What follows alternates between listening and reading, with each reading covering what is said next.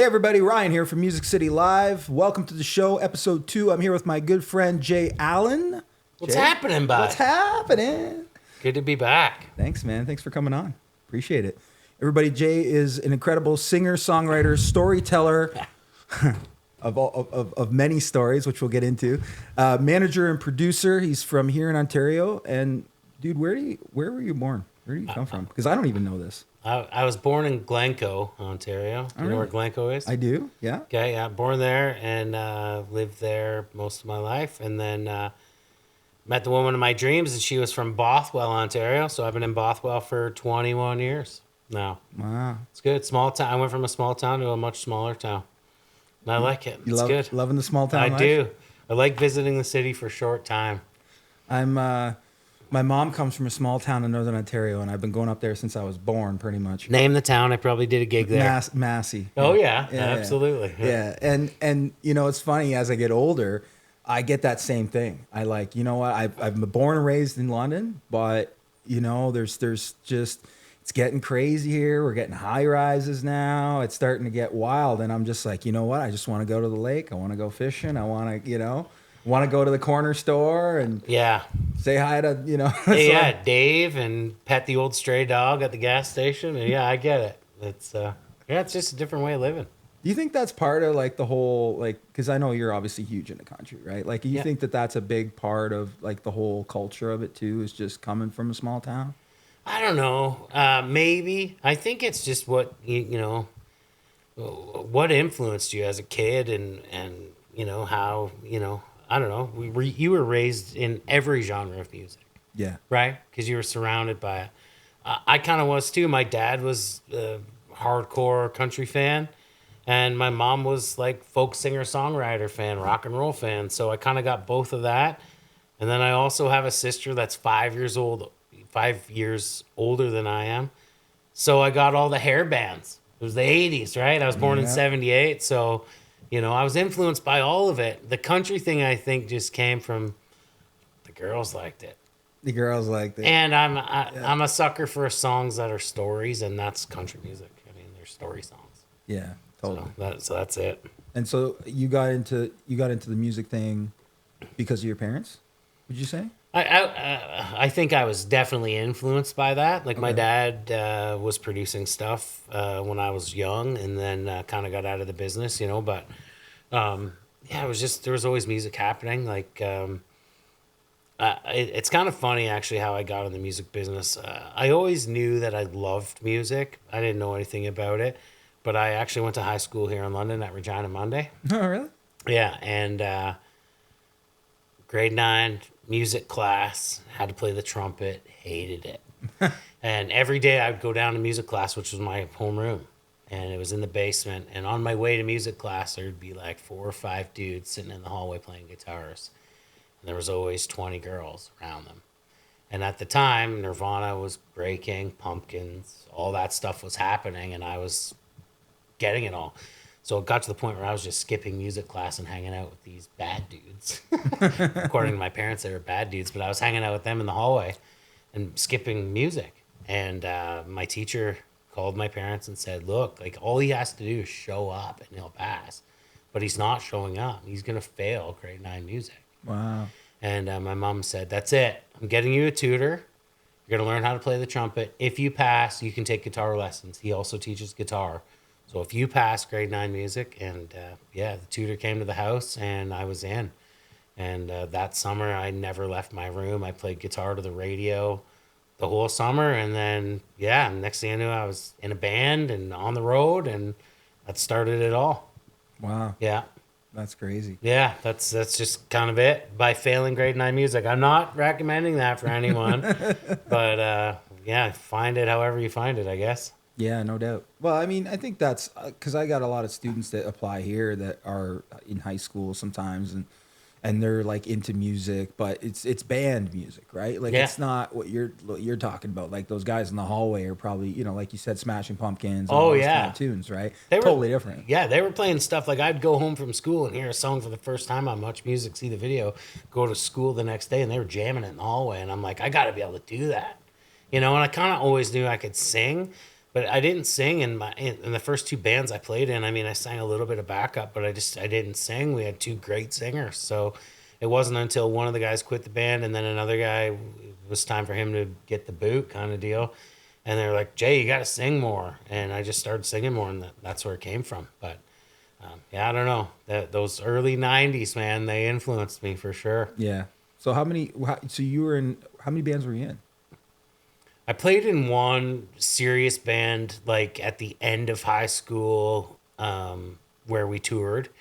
And then that's kind of when country was becoming a bigger part of my life, and those guys didn't want any part of it. Right. But I remember playing a gig in Northern Ontario, and it was a packed house, and we were doing all the 90s stuff, and the crowd loved us, but there was a group of people there that wanted country. And I was like, why are we not playing any of this stuff? And we got done playing, I remember that night, and there was a DJ there after us, and he put on, Garth and whatever else was popular, Alan Jackson, whatever. And that dance floor lit up, and I felt something, and I'm like, man, I got to be playing some of this. And I tried to pressure the guys into my band into doing more and more of that, and they didn't want to. Right. And it was actually after the next tour I did with that band, I came home and I started playing as a solo act, doing more and more of that. And it was catching fire, and I was loving it. And I started writing songs when I was like 14, and they kind of came out country even when I didn't want them to. I was trying to be the cool rock guy, and it's just not who I was. So anyway, yeah, that's it. So wow, that's yeah. cool, man. Yeah, I mean, I've heard there's been a bunch of stories in my life of like that where, even my own family, my dad, right? My dad in the 90s, 80s and 90s was into rock. Yeah. And then, but he was a country bass player at heart. Yeah, but time moved on, and then I watched him sort of transition into this country vibe.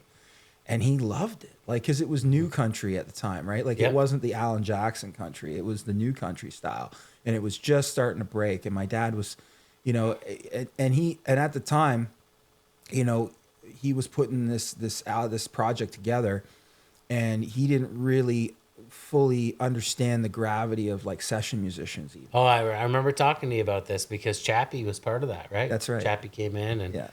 And I remember calling Chappie to do a session we did here at Charterhouse, and I was like, "Do you know where Charterhouse is?" And he's like, "I know it well. Did a bunch of sessions there for Rom." So yeah, it's funny. Yeah, and so for him, coming from the rock thing, where you write the songs, the band who was involved in writing the songs plays on the album. This was a totally different experience for him, and I sort of. I was really young at the time and hadn't done anything like this or been in any studio situation in country at all. So listening to him talk about his experience was kind of my first thing into that whole country world of recording country and writing. And even when he would put it out to people in Nashville, and he would get piles of CDs at the time, sent to him of all these songs. Mm-hmm. And I'm like, oh, so you're putting 3 or 4 of your songs, 2 or 3 of Kevin's songs, 1 or 2 of Doug's songs, and then the rest are all from Nashville.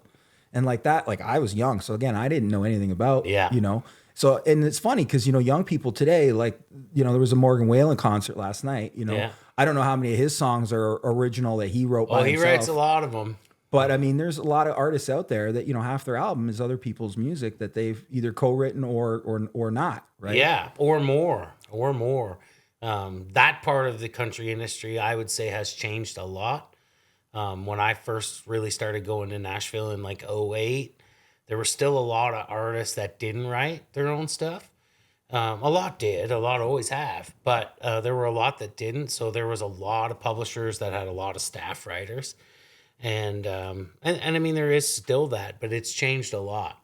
Yeah. Spotify and Amazon Music, the streaming services really changed a lot of that because artists wanted to make money, obviously, and they always made money by touring and selling records. And all of a sudden now records aren't selling. They weren't selling as much because you were downloading, you were streaming music, Yeah. So the artists that didn't write, they were like, wait, I want a piece of this songwriting pie. So I'm either going to dive in and learn how to write songs, or I'm going to demand if I record a songwriter song that I want more of the publishing share so that I can make enough money to stay afloat.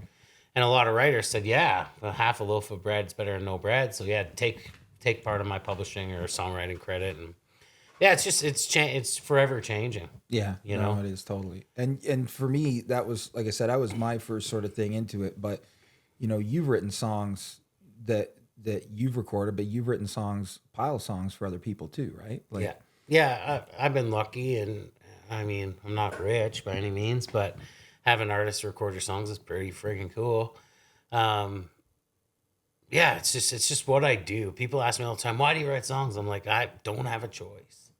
I don't have an off button when it comes to that stuff. Like, I just don't. I don't know what else to do with myself. Like, cooks cook. yeah, Songwriters write songs. Like, whether you are planning on it or not, so it's just in you.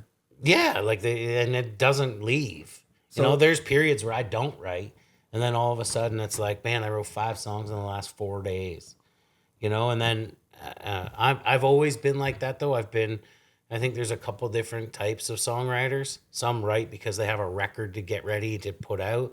Some write, because they're signed to a publisher and they need to write X amount of songs a year, or they have this many appointments in a week that they have to fill and write songs at.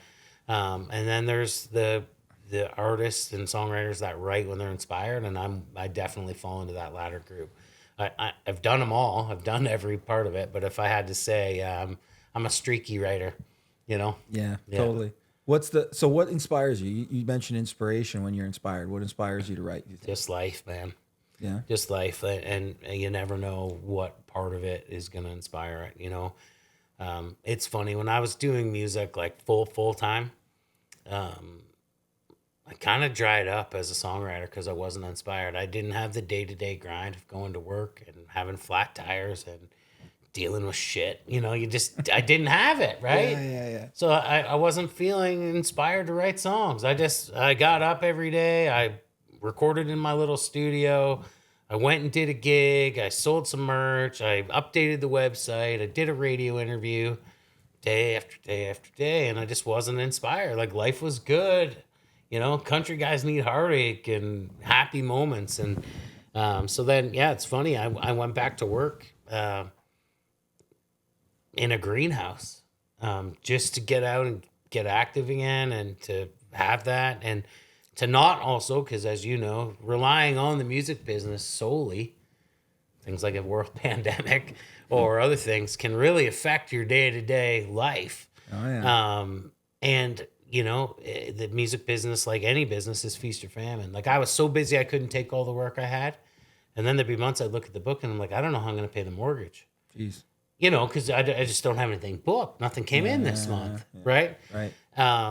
So by working always, I took that pressure off myself, and I was writing more songs, and I wasn't like struggling to do the gigs I didn't want to do and trying to book stuff. I was just, working a day gig, and all the other stuff came in, and it was good. So when a song idea, because I've been through this, I know what my perspective is, but when a song idea comes to you, what do you do? Like, do you just I stop? obsess. I obsess over it. Yeah, absolutely. Start writing right away? That's it, yeah. Ray LaMontagne, great songwriter and artist, he described it once. He was on I think it was on Elvis Costello's podcast, or the show Elvis used to have, and he said, the only way I can describe it in his life was like a firefly. And it's like, you see that firefly, and you have like a split second to make your mind up that you're going to go get it and follow it. And if you don't go right then, it's gone. Oh, it's so great. And That's I'm very like that with songwriting. It's like, and it's hard to get out of your own head sometimes too, because I'll start writing and then I'm editing. I'm like, oh shit, I can't say that. Or, oh, maybe I should take it this way.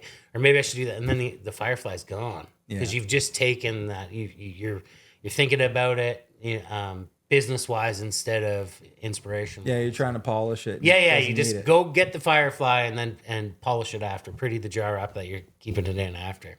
Yeah. Yeah, I don't know. Yeah, I've had songs come out of nowhere. I've had them come, I've sat on ideas for a long time, and then one day it clicked. And yeah, just it's random. Yeah. Just never know. It was random for me too. I mean, I wrote a song crazy one for me was me and my cousin were writing together, and we had a writing session in Toronto, and he had just lost his stepmom, and it was the first session we were writing together after that. So it was really heavy. We hadn't talked, and he had dealt with some real heavy stuff, and so we started the session off with just a bottle of whiskey, you know. Always a good idea. And it was just 40 minutes, 60 minutes of just talking it out, and just, it was an emotional time for him, right? And so it was getting, the night was getting on, and I'm like, all right, I think we should start writing. And so he goes over to the piano, and he's just playing, right? And he's playing, and he gets on this groove, and he gets this sort of line that he's playing, and he's playing. And I'm like, wow. And I'm just sitting there, and I'm thinking about the conversation, and boom, and it just comes to me, right? It just hits me, and I'm like, and I start writing, and I just start writing, and I keep writing. And 10 minutes later, he's still trying to, because he's a bit of a perfectionist in this sense. He's trying to really get this line and get it right, And I walk over and I go, okay, play that. He goes, what? Because he's been working it out for like 10 minutes, right? I walk over, I go, just play that melody again. Just how you did it originally. Just play that melody. And he goes, okay. And I started singing the song to him about his stepmom passing away.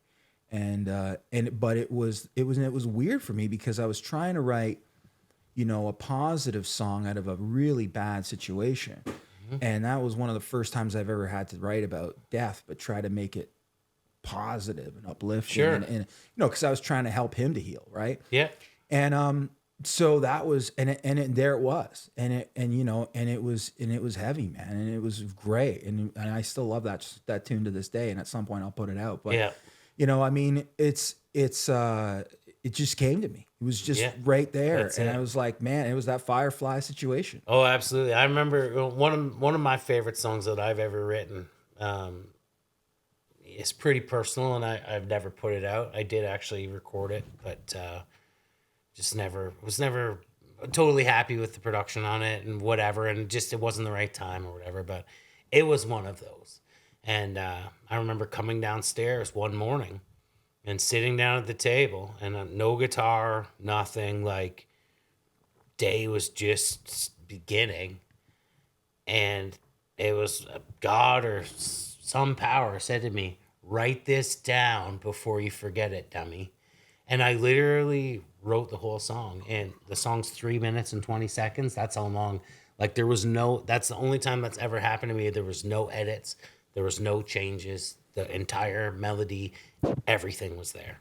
Wow. Like, it was wild. Like, and I played it for my wife when she came downstairs, and she was like, how dare you do that to me on a Sunday morning, just bawling and whatever. Wow. But I was like, I don't know where this came from. Like, I don't have a clue, Yeah. But there it is, and that was one of those ones. Yeah. Music's got to do that to you, though. If it doesn't, I don't want a part of it. Totally. I don't want any part of it. Yeah, it's the difference, right? Like it's funny, like, my brother-in-law and some other people that when they were younger, they came to me and, they were really into singing, Yeah. But they weren't songwriters of any kind, really. But these young guys sometimes would come to me and be like, and they got a good voice. And I'm like, well, have you heard of this artist? Have you heard of this artist? And I'd introduce them to these older artists that they hadn't heard of. And I mean, I'm talking, this is like 10, 15, 20 years ago. Yeah. So nowadays, we were talking about this earlier, nowadays it's like, I'm having conversations with people now, and I'm like, oh, wait a minute. Was this person alive when this is happening, right? I get it. So like, but I remember with my brother-in-law, I remember I was in my parents' basement, I think, and I sort of played him this one Keith Urban video that was where Keith was on stage, and it was him and his guitar, and the lights were low, and there was like no production, no big video screens, nothing. Just a monster guitar player. Just a monster guitar player out on his B stage, all alone, no band, just one white light on him. That's it. And he just rocks it. And just the passion that oozes out of him, the emotion, he's rocking. You know, I had, you know, you got goosebumps Those the are the whole golden time. moments, man. Those are the ones you can't create. There's nothing but that moment that creates it. Yeah. You know, you can spend $1 billion in a studio and $1 billion on production and bring in the greatest band and the best writers and all that in the world. But if there's no magic, there's no magic, you know, and Yeah. I'm a firm believer in that, you know, and I think, you know, the world, that's great that you brought that up because I was thinking about this today. And I think the world right now, over the last 4 or 5 years, like you look great. Thanks, man. Appreciate that. I know your journey, and I know how hard you work, and how hard that can be. It's a struggle for me still. Someday I hope to conquer it all, but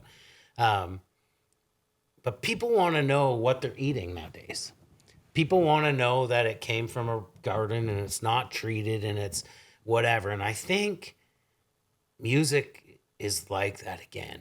I hope where people want to know it's real and it's not computer generated and it's a real person, you know, emoting emotion and writing their truth, whatever it is, you know. But it's that connection that we lost in for so many years. Yeah. You know, Keith Urban going on a massive stage and doing that. That's the magic. Like, yeah, all the other stuff's killer and it's great and I love all that.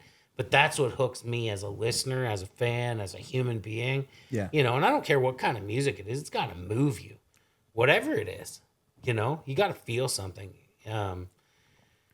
Technology, man, has changed. You know, obviously, you know, I know technology fairly well. Yeah. It's your livelihood, so you better. So, you know, I've seen, you know, because I was born in a road case, right? I mean, Yeah. I literally was. And so for me, I've watched so many things change over time, over the last 3-4 decades that, you know, the technology is great, right? When it's used as a tool. Yeah. But the problem is that you have people that have such short attention spans now that they don't learn the craft like you did. Right? Yeah.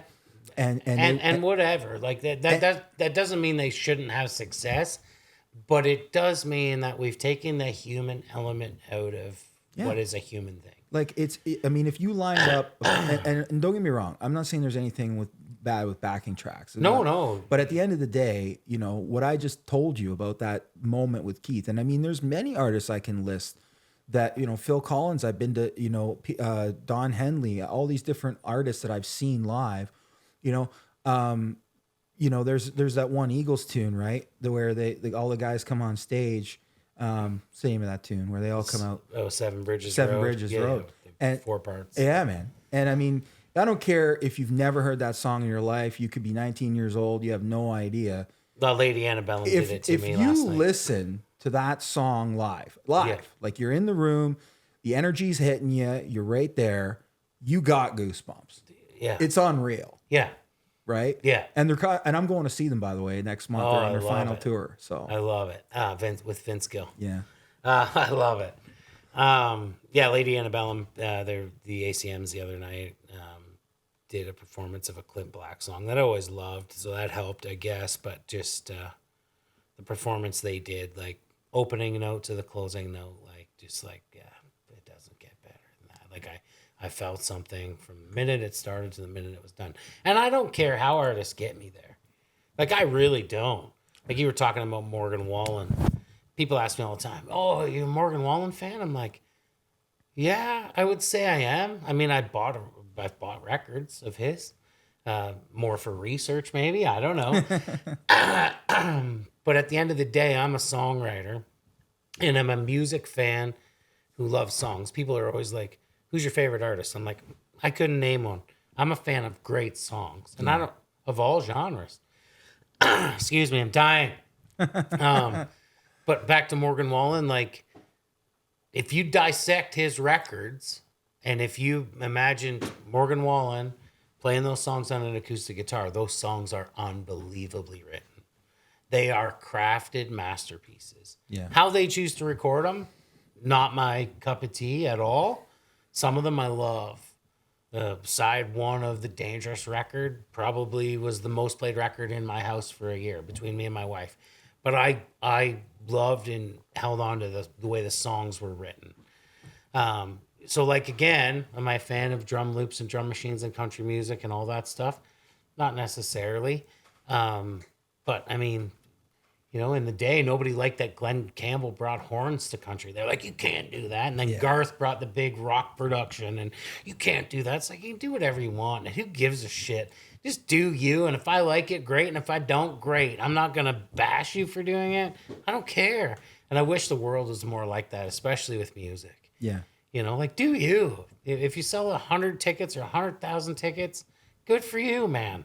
You know? Yeah. It's so hard, though, because it's a judgy business. It is. And you know, and that's what we're talking about too, right? We're sitting here saying, you know, we need more human element.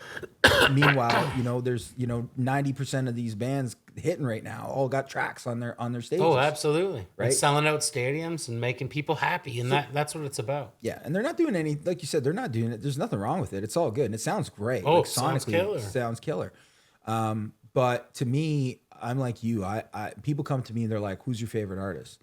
And if you asked me that question 15, 20 years ago, I may have had an answer. Yeah. But now I've lived more life. I've songwrited myself. I've you know, had the experience of watching people live in all different genres now. And it's like, wow, like that's such a hard thing. And it's multi-layered for me because I'm in the production world. Yeah, absolutely. And so for me, there's artists that have hit me because their shows are incredible. Oh, absolutely. You know, like the Coldplay show, no matter where you see, it's an incredible show. Yeah, it can move you. I mean, I'm a lighting guy, and what those guys do with lighting in that show is unbelievable. Right. It literally is. I mean, they give every person that comes in a wristband that's hooked up to the lighting console. Unreal. And at the Rogers Center in Toronto, that wasn't enough. It wasn't enough that they had, you know, a $20 million worth of lights, and every person was wearing a light on their wrist that they had control of. But they had to hook up the CN Tower to it too. Unbelievable. Right? So Yeah, it's wild. You know? It's wild. So for me, it's sometimes weird because, you know, I look at it from like, okay, who was my favorite performance from that standpoint? Who do I love that just is a great songwriter who has great songs? Yeah. There's so much, right? Yeah, and I think it can be day to day, man. Like there's days that I don't want to listen to country music. There's like most of them. Really? Oh, absolutely. So what do you listen to outside of country? I really don't. This is crazy. Maybe it's not crazy, but I don't listen to that much music. Really? I mean, I did in my influential years, and I still do to a certain degree, but not much. Podcasts? Yeah, some. Okay. I like silence, dude. I'm turning into my father. Okay. And it's not that I like silence, but like, okay, if I was gonna go home right now and put a record on, it'd be Jim Croce every day. Makes me feel good. It's my childhood. He's my favorite songwriter of all time. Love all his stuff. He was every genre in one. So I mean, I could listen to a Croce record any minute of any day and never be upset about it. Awesome. I could listen to Garth Brooks today, all day cranked, and tomorrow not want to hear it for the rest of my life. I'm streaky like that.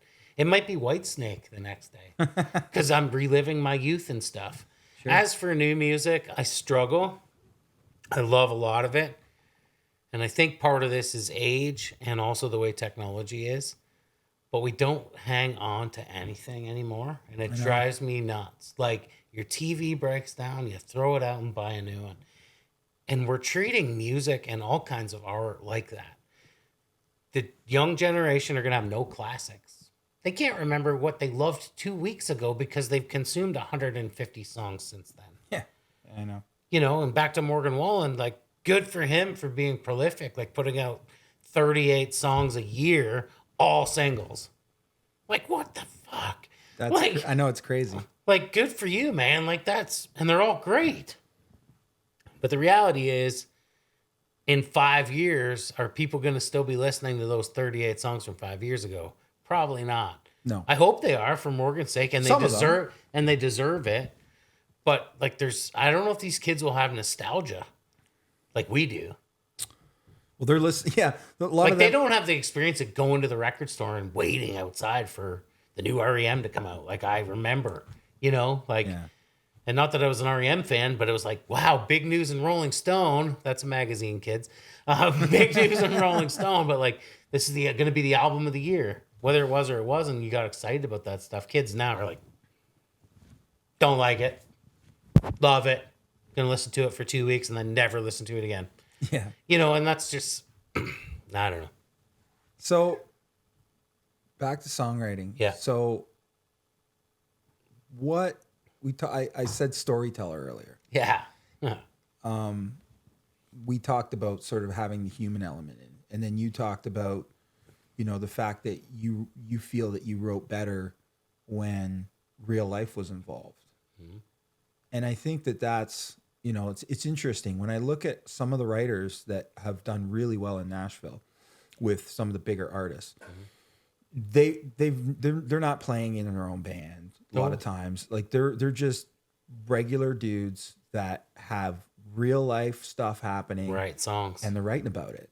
That's it, man. And so from your perspective, 3 chords and the truth. That's what country music was built on. yeah, 3 chords and the truth, And we get picked on a lot for your dog died and your wife left you. And that's real life, man. yeah, That sucks when your dog dies. It's worse when your wife leaves you. But that's life, man. That's what I want to hear. And I realize that that's a sad story. Damn it, we're all living a sad story at some point in our life. And then when we're living a good one, write that song, yep. write Fishing in the Dark, like I wish I did. But yeah, no, that's it. That's real life. And, you look at for me, it's the guys that are doing that. Like, one of the coolest experiences I've ever had in this business. And it's pretty neat. And it's also kind of just like in Nashville, it's just whatever, it's everywhere. So it doesn't seem like a big deal. But when I was doing my album down there and, my producer had set up the studios to track. So we tracking day at this studio and I was out of my league. Like I was not, I was a bush leaguer who got a shot playing the majors. Like it was, I didn't belong there.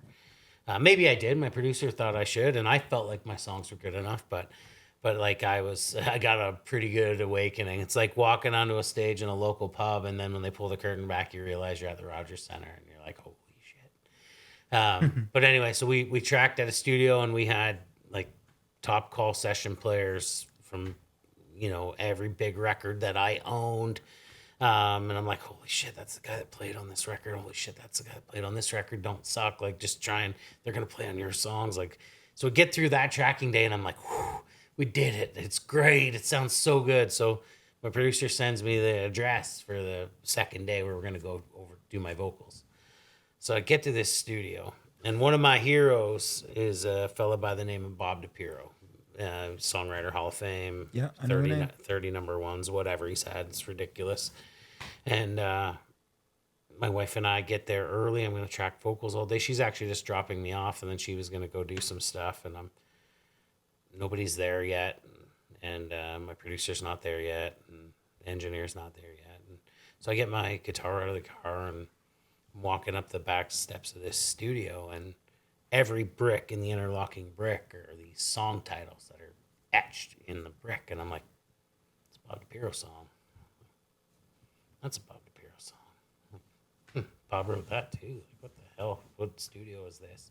Oh, it was Bob's studio. Oh, wow. And I just remember thinking, yeah, what the hell have I gotten into? Anyway, my producer pulls up, engineer pulls up. They're like, oh, this is it. Glad you found it. We'll go in and start tracking vocals or whatever. I'm like, so I said to the engineer, is this Bob DiPiero's studio? He's like, oh, yeah. I was like, wild. Like one of my I bought tickets for a show in 2 nights. He's playing at the Bluebird. I'm going to go see him. Like, this is wild. I'm tracking vocals at Bob's studio. Anyway.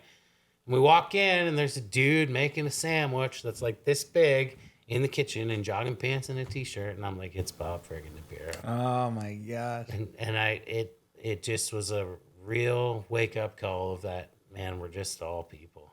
We're all just living our lives, doing our thing. And He was like, "You want a sandwich?" Like, just as, you know what I mean? Like, the guy's got properties all over the world, and he goes to work every day, and he writes songs, and he's just a dude, you know. And shook my hand and was mad that I bought tickets to his show. He's like, "I would have got you tickets. You're recording in my studio," and you know, like, couldn't have been nicer. And That's just awesome. yeah. Anyway, that was the moment I was like, I want to be a part of this community, you know. Yeah, totally. Yeah. You mentioned Bluebird. I Yeah. went there. It was a great experience. My dad went there when he was in Nashville. It was a great experience. Yeah. Lots of people watching this never been there. What it you know, I've been talking a lot to people about live music venues. I mean, I can't speak for ones in the U.S., but you know, here in Canada and specifically here in London, we're struggling for music venues, you know, and live music venues relative to years gone by. Like we used to have all kinds. Yeah. And you know, I look at a place like the Bluebird and what that does for that scene, you know. And there's not just that. I mean, my dad, there was another one called, I think it was 12th and Porter or Oh, something. 12th and Porter. Yeah. You know, my dad did that one. Third and Lindsley. So many. like what, from your perspective, you've been down there a lot. Like what is that, how important is it to have those kind of places in that?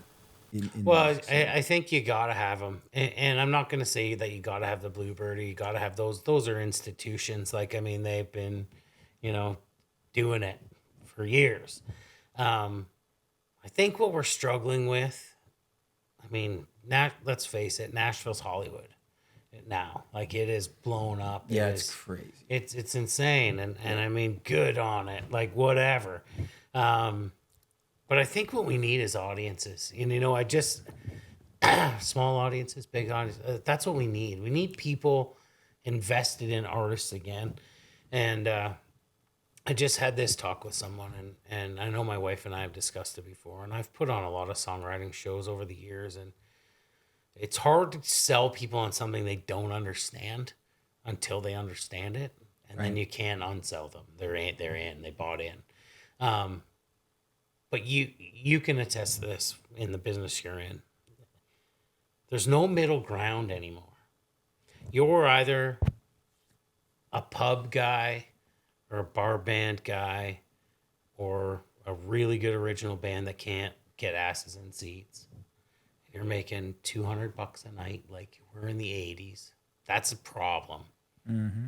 Session guys, like top call session guys in Canada getting $250 a song. They were getting that in the 80s. That hasn't changed.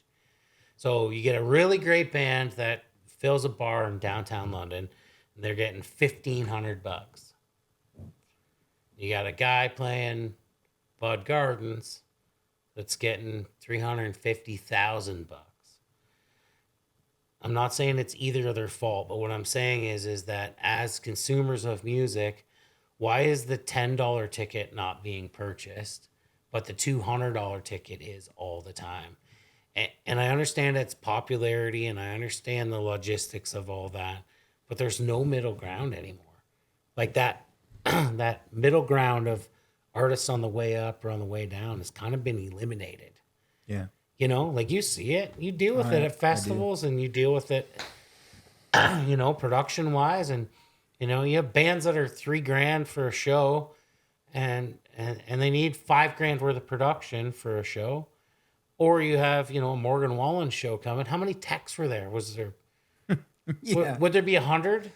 Like people like total with crew and everything, you mean? No, yeah, I just mean like union guys or plus crew. Oh yeah, there'd be, you know, 50 to 75 people there, yeah, for sure. And that's what I'm saying. So, and I understand that Morgan has to do that, and that whole thing has to run like that. And I'm not picking on you, Morgan. I love you, but I'm just saying there's no middle ground anymore. Artists that deserve $5,000 a night can't get it. No. They're getting $2,500. And artists that deserve $50,000 are getting $150,000. Why do you think this has happened? Well, I don't know. I don't get it. You will not catch me at a show paying $100 for a ticket, watching the show on a big screen. You just won't. But yeah, you know, an institution in London, a small venue that holds 150 people, that has a kick-ass song, they struggle to sell 200 tickets at $25 a piece. Like, I don't get it. And it's, you know.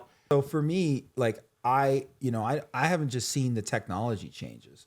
Like I've also seen the changes in what the value is of things, right? Because, you talked earlier about, the streaming and how, guys used to make money touring and guys used to make, artists selling records. And then streaming came in and now you're not making money selling records. Well, it's interesting because what that's associated with is this sort of thing that music should be free, Oh yeah. And then if you take that and you break it out into a bigger thing, what's also happened is that there's and I know this is a soft spot for a lot of older musicians out there. When DJs came into the scene in the 70s and early 80s, they had a hard time. Bands would have a hard time competing with the DJ because the DJ would pack a dance floor, like you said earlier, right? Absolutely. With these country tunes, let's say, or whatever music it was, disco at the time, and that guy's getting paid, $10 and a Coke and a smile, and the band's trying to get to $100. Yeah, absolutely. So and they're rehearsing twice a week. Exactly. So you could argue that all the way back then, this is what started, and in my opinion, of course, is that. It was that the owner of the facility. I won't. There's all different. You can call it a bar, call it a venue, call it a club, call it whatever you want. The owner of the facility has to buy in first. Absolutely. They have to buy in and they have to be committed. I mean, when you go into the Bluebird, they're not worried about what chairs. No. Are at those tables. Well, I'm sure when you pulled up there, you were like, okay, this is the legendary Bluebird. It's a strip mall 40 minutes outside of town. Yeah. What do you mean this is the legendary Bluebird? The chairs look like something out of like a diner from the 70s. Yeah, and then, you pay your food bill before you go in. Yeah, you do. That's it. They're like, we're going to get you. We're going to be fair to you, but you're going to pay for the experience you're getting, and I love it. So for me, I think that's...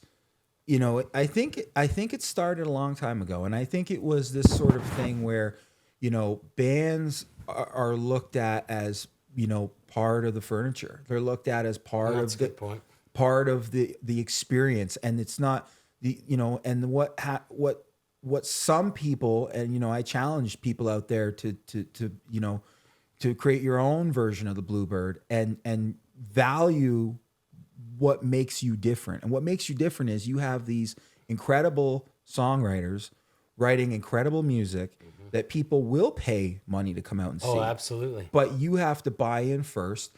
Then you have to understand what that is. So go to Nashville, go to New Orleans, go to all these places where these really killer people are. Get the experience yourself first. Yeah. And then come back and build your place. Don't pretend like just because you went to Vegas or Miami or wherever, LA, and you went to a few clubs and you saw some bands play that you think you understand what it takes to build a legendary institution. Oh, absolutely. I mean, and even if you go to some of these places like the Bluebird, you still won't really know. No, I have a funny question for you. Sure. How many promoters have you seen come out of nowhere and disappear as fast as they came out of nowhere? Yeah. Oh, yeah. Everybody thinks they can do it, man. 100%. Everybody thinks they can do it. 100%. I think I can do it. I've done it. I've promoted shows. I've done it. I know the work that goes into it. Oh, yeah. And I've been scared shitless 2 days before the show that no tickets are sold. Yeah. Like, what have I done? Like, I'm dipping into the savings here to pay a couple artists that I brought to this songwriter show, and I've sold no tickets. And then luckily for me, it's always worked out really well. It's just nobody bought tickets advance or whatever. But yeah. I would like to talk to your dad some point about that. Like, how many guys came out with big wallets and big dreams? We're going to do this big thing. And first annual. Yeah. How about only one time only? Yeah, and too bad for them, but I'm just, yeah. Well, it's all about risk, right? And I think that brings up a good conversation. I mean, I think that, venues isn't the only thing that we're lacking. I think one of the other things, and you can speak to this, better than almost anyone I know, actually, is I remember back in the 90s, we had, we would do these shows in London here at Centennial Hall, and Live Nation would put these shows on, 90s and early 2000s, and they would put these shows on, and like, I don't know, the place holds 1,500 people or something, and like 200 people would show up. Yeah. And I'm like, wow, this is awful. Like, this is brutal. And they're like, no, it's okay. And I'm like, I'm so confused. And I have, and I'm young at the time and I don't really, but what they were doing was they would have this sort of formula at the time. They don't anymore, as far as I know, but they would take a band and they would sign the band, and then they would take the band. They would say, okay, we're going to put you in all of these B or C cities, and we're going to start to build you a fan base, right? And they would work with a certain venue in each town, and they would tour them around, and they put 2 or 3 bands on the bill, and then they would do it. And 200 people show up first time around. Yeah. Okay, cool. Well, then they'd wait, 8, 10 months, whatever, a year. Then they'd bring them around again. But this time they bring them around and they put them as an opening act on an arena show. Yeah. And now those 200 people each get another 200 people. And now they come to that show because they saw that band and they love this band. And it's the opening band. Then the next tour, they're the opening band. And then the next tour, they're headlining. Yeah, absolutely. And that was what they did. And from what I understand, that they stopped doing that. That brings up, because what I was bringing up there was, this idea of helping to develop artists, right? That's where I'm at, man. And that's where you're at. And so there's 2 sides to this thing, right? There's a lot of people out there that think that they have to sign a record deal. That's the goal. The goal is to sign a record deal. What would you say if I said that the goal is to first start off finding someone to help develop your talent? Well, that's it. That's where it's at. Aaron and I have had this, Aaron Murray, shout out, buddy. Aaron and I've had this talk a million times. And I think between Aaron and I, one of us has said this, and I'm sure we heard it from someone else and whatever. We won't take credit for it. But at this point in our lives, we're trying to be the person we needed when we were that age and had no clue. Like people say to me all the time, oh, why are you doing for this artist? You're not even charging them for it. I'm like, nope, I'm not charging them for it. Because when I was that age and was doing it, I was burning money and I was doing everything wrong. And I was trying this and trying that and had no idea where to turn next. I had my parents, they supported me. They did everything they could to help me in my musical career. But there's so much, man. There is so much, so many little canals and rivers and things off this big giant lake that you are not prepared for. And when you think you got this figured out, your boat hits a rock. And then you fix the boat and you back up and you're stuck in the mud. Like it never ends. So if we can kind of steer an artist through some of that stuff, that's our goal. And I just, it's okay. We're all gonna make mistakes, especially in this business. I've made lots of them. The goal is to not make the same one twice. Yeah. And some of us do that multiple times.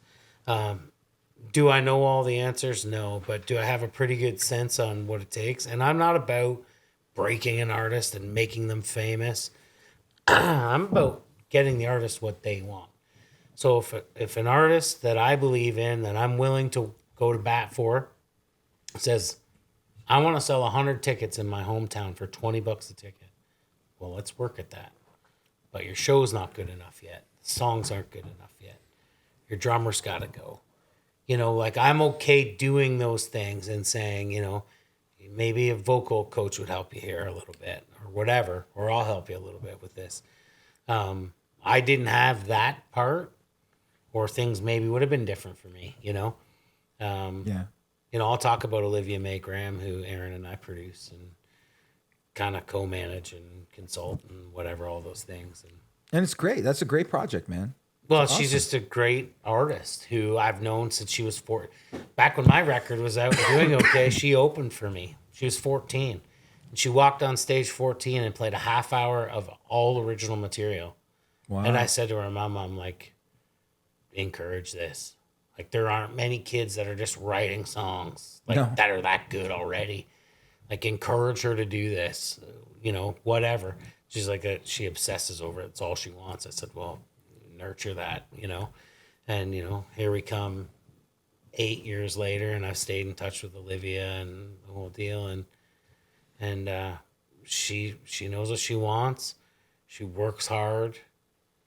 I've never told her something or asked her something that she didn't A, go research and say that's not for me, or B, didn't just go do and nail it. Yeah, she's the exception to the rule. And her and I have a pretty cool plan. And it makes so much sense, but it's still grassroots, man. Yeah. Like, you can have the biggest plans in the world to build the biggest burger joint on earth. If the burger sucks, it don't matter how big the restaurant is, nobody's coming. Yeah. So let's just have a really good burger and sell one today. And tomorrow let's sell two. And then let's sell three. It's still a grassroots business, man. It's still built on relationships. Somebody walks into your store with a guitar with the neck broken off it, and you go, it's pretty bad, but I think we can fix it.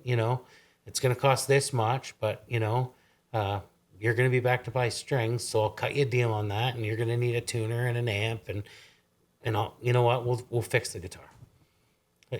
That guy's a customer for the rest of his life, and so are his kids, and so is everybody else. And it's the same in the music business. You put out a good product that people love, and you put out another one. Now they love 2 songs. Now they bought a shirt. Now they came to another show. Now your ticket price went up. But our goal with Olivia, and it's going to sound small, but it's the way it should be, is if you had 1,000 fans, 1,000 isn't that many people, not in Canada.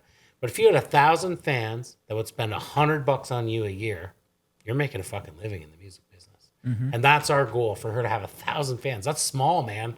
That's tiny. Yep. And next year it'll be 2,000 and then 5,000. And the thing I said to Olivia when I started working with her, I said, I'll only do this if you're interested in a career. If you're interested in selling out a stadium and doing all that stuff and whatever, I can't help you. But if you're interested in building a career where in 10 years you're still making a living and people are still coming to your shows and you can still afford to put out music, I'm in. Well, and she was like, that's what I want. And that brings up, that brings up for me something that I love talking about, which is like this realistic sense of success, because I think that just to bring all the listeners and viewers down to earth, I'm a huge Kenny Chesney fan. Yeah. And I went to see me. Not at all. It's all good. Yeah, that's what music's subjective. It's all good. And I don't like Michael Jackson either, but 2 billion people can't be wrong, dude. That's right. But I went to see him play in Nashville, and that was the most people that ever attended that stadium, and it was a great show. And he's awesome.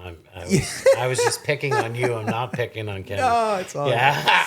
But yeah, man, it's at the end of the day, I think that I don't even know where I was going with that. Sorry. I lost my train of thought. You killed me. Sorry. There's that firefly. It's gone. That's it. Are you talking about Kenny Chesney? Yeah, no. So I think that it's success. Yeah, no. I got it. It's success, and I think the realistic sense of success is they look at someone like Kenny, like they go to that show or they go to the Morgan Wallen show, whoever it is. They go to this show and they see this person on stage, and they're like, there's a successful artist, right? Now, my opinion, my humble opinion, because I've come from doing, shows in the Lucan Arena, shows in people's backyards, right? Absolutely. I think that nowadays what people need to do if they want to be successful and have a career, like you're saying, in this business, is not just the things we've talked about so far, but I think that they need to have a very realistic sense of what early success looks like. Because, and I use the word early specifically because early success to me is successfully put 200 people in a bar in St. Thomas. In your hometown? Successfully put 200 people in a bar in Chatham. Successfully put 200 people in a bar in Exeter. It's interesting. Josh Ross is, doing great and blowing up and doing his thing. They released like 5 songs before anything happened. He was working on his craft. They were working on the stage show. They were working on all the stuff that nobody sees. They're just like, oh my God, I love this guy. he's brand new. I'm like, yeah, new 5 years ago when he started to get to work. And that's it. And Well, work, right? I mean, you said it about Olivia. That's one of the comments you made about it, right? that's why Erin and I work with her, because she does the work, every bit of it. Yeah. And she thinks of all those things, and she understands how hard it is. You know, she had her first kind of show with the band. It was her first show with the band that we've put together. It was at the Mill in Telsonburg, holds 100 people. And she's like, I want to do a show at the Mill. Think I could sell it out? And I said, Liv, I think you have to do a show at the Mill.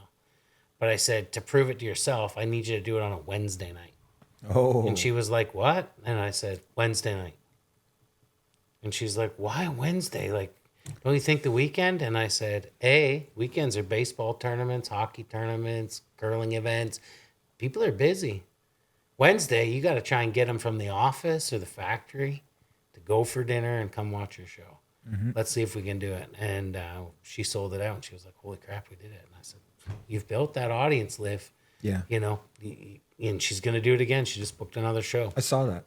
Yeah. It's a release of some kind or something. Yeah, right? the single, her new single's coming out. Yeah. But that's it, and she gets it now. You know, like, she gets it. Selling 100 tickets in your hometown is a big friggin' deal, you know? And next year it'll be 200. Maybe it'll be 5. Who knows?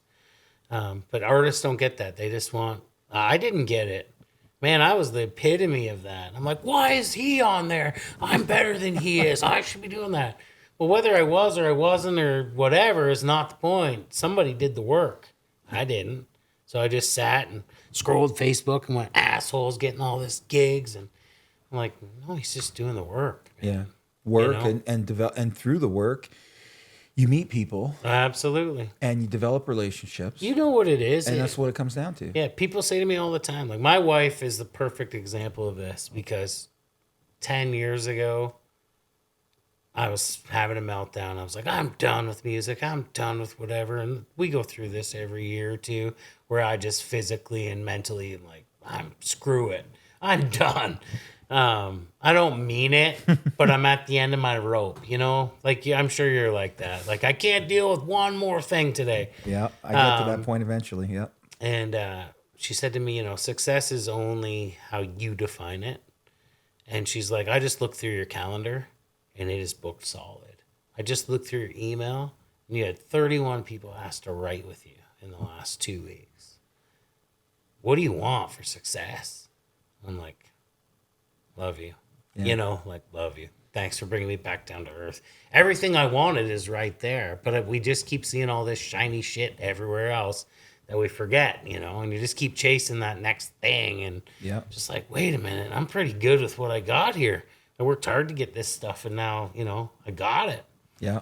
Now I got to keep it. I mean, some of those, you know, some of these artists, I mean, it takes, you know, it takes a village to develop, you know, artist talent. It takes, you were mentioning numbers earlier about Morgan. It takes a city to run these institutions. Oh, absolutely. Like, the amount of people that are on the road, that are doing stuff behind the scenes. So, like, there's some of these tours are massive, right? Oh, it's insane. And there's man. so much going on, and therefore, you know, the amount of work that you have to do is just exponentially more as an artist, right? Yeah. Like, you know, and the expectation on you to show up is there. You know, like, I had tickets to that Aerosmith show, you know, and you know, you blew out his voice. Yeah. And now you have to cancel a whole month of shows. And now there's all these people, not just the people who flew in to see the show that couldn't cancel their hotel. And there's never mind that, never mind the venue staff. All of these people whose incomes rely on being on the road. That's it. They're off for a month now. Or longer. Or longer. And now we're going to miss Christmas because they're going to extend the tour, and then miss birthdays because now all of a sudden we're tied up. So it's pressure, man, when you get to that level. And so I would encourage people, and I don't know if you're the same, but I would encourage people to just start. You know, start. And don't be afraid to put in the work. You have to. Don't be afraid to get people who are passionate about what it is you're doing to help you. Yeah. You know, in those early days. But don't forget them. No, you can't. You know, because that's those people, you know, and I'm sure, you know, Olivia May is in that boat with you. You know, she can't, you know, what you're doing for her is priceless. Well, you know, and you know what she's doing for me is priceless, because, you know, like my Crystal, my wife, and I have talked about it numerous times, and she'll say, you need this, and I'm like, yeah, I do. I need to feel good, and I need to help someone, get their dream, and I won't do it. I get picked on a lot. A, when you write songs with Jay Allan, there's two things that are gonna happen. A, we're gonna have a good time, and B, we're gonna have food. Because in my world, and I know you live by this too, but food is communal, and it's something that everybody needs to live, and sharing that stuff is important. And working with Olivia, I brought that to her in the beginning. That's awesome. And it's hilarious now because this whole team, like her band and everybody, has kind of bought into this whole concept, which to me is life. You get together with your family, there's always food and laughs and all that stuff, right? Yeah. But I think that keeps a band together. I think it keeps a studio group together. I think it keeps the road crew together. And now with her, it's hilarious because each band practice or rehearsal or each studio day, everybody's trying to outdo each other. So now it's like, oh, I stopped at this market and I got a strawberry rhubarb pie and I got this, and it's just insane. But that's family, and that's what I'm trying to build with her and help her understand that it's gonna take a whole group of people to get you where you want to go, and we got to include ones that we trust. We've let a couple slowly creep in that we've had to slowly move out. Yeah. Because you gotta, it sometimes it just doesn't work. Yeah, and you got to keep the train on the tracks, man. You can't let one thing. Well, yeah, for it, sure. Right? But here's the thing: everybody in her camp right now would die for her, would bleed for her, would fight somebody for her. And we had a few in there that have come and gone, kind of, that weren't. They were there because it paid good, or it looked good on their resume and whatever. And that's you go this way, and you go that way. So do you think of yourself as a manager, or when you're in that role, what do you think what's your title in that role? I wouldn't say I'm a manager, because I think a manager makes a lot of the decisions. I don't really make the decisions as much as I just advise what I think would be best. Or if Olivia says, I want to do this, I say, that's a great idea. But if you do that, what about then you can't do this? Mm-hmm. So I'm just the guy that's just like, and then she'll come back to me and go, you're right. I think we should do this way. And I'm saying, no, don't tell me I'm right. I'm just pointing out something that you missed. And that's it. And Aaron's the same. Aaron will be like, hey, but, we should cover that. We just did a video shoot, and Aaron was like, that doesn't look right. And if we don't cover it now and we cover it later, then we can't use any of the footage from the first shot and the second. Like, it's just like those little things that it takes a team to put together, So you guys are producing we're producing the audio stuff, but then the product still though, yeah, for sure. Like that's really what it is. At what point does a manager come into this? When it's too much, I think, for the artist to manage, which I think for Olivia has happened. I think it happened quite a while ago. She had a couple of really big opportunities come in, like singing the anthem at the Blue Jays game. Came pretty early on, and I'm not going to say she wasn't ready for it, because she was and crushed it, but there was a lot of variables going into, are you ready for it? Are you going to walk out into the Rogers Center with 30,000 people and faint? How can we make sure that doesn't happen? How can we get you there and, make sure your knees aren't shaking and you can't sing or open your mouth and nothing comes out? Yeah.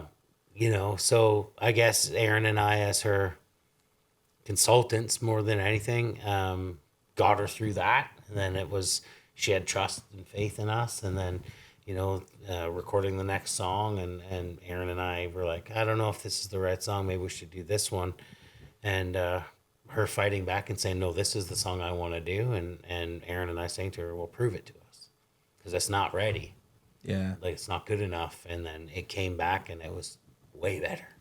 And her having trust and faith in us to tell her the truth. She told us that very early on. She's like, if you guys are going to lie to me, I'm not doing this. And we're like, we won't. Like, I won't. Like, if something's not sitting good with me, I don't have that in me to just say, oh, you're amazing. No, you sounded like shit. Like, you sang terrible last night. Like, you know, I love you and you're great, but we got to be great every night. We can't have that happen, you know, because those 100 people aren't buying tickets to the next show. They just, you know, and that, so it's things like that. And then, you know, like she comes back next time and she's like ready and it's on and it's like, watch this, you know, like, but listen, you and I and Aaron have history and we really tried to help some artists and they weren't ready. That's what it boils down to. Yeah. They're talented. They had everything they needed, including a great team that were willing to finance, you know, educate, coach, whatever. And they just weren't ready. You know, I'm lucky with Olivia that she's there.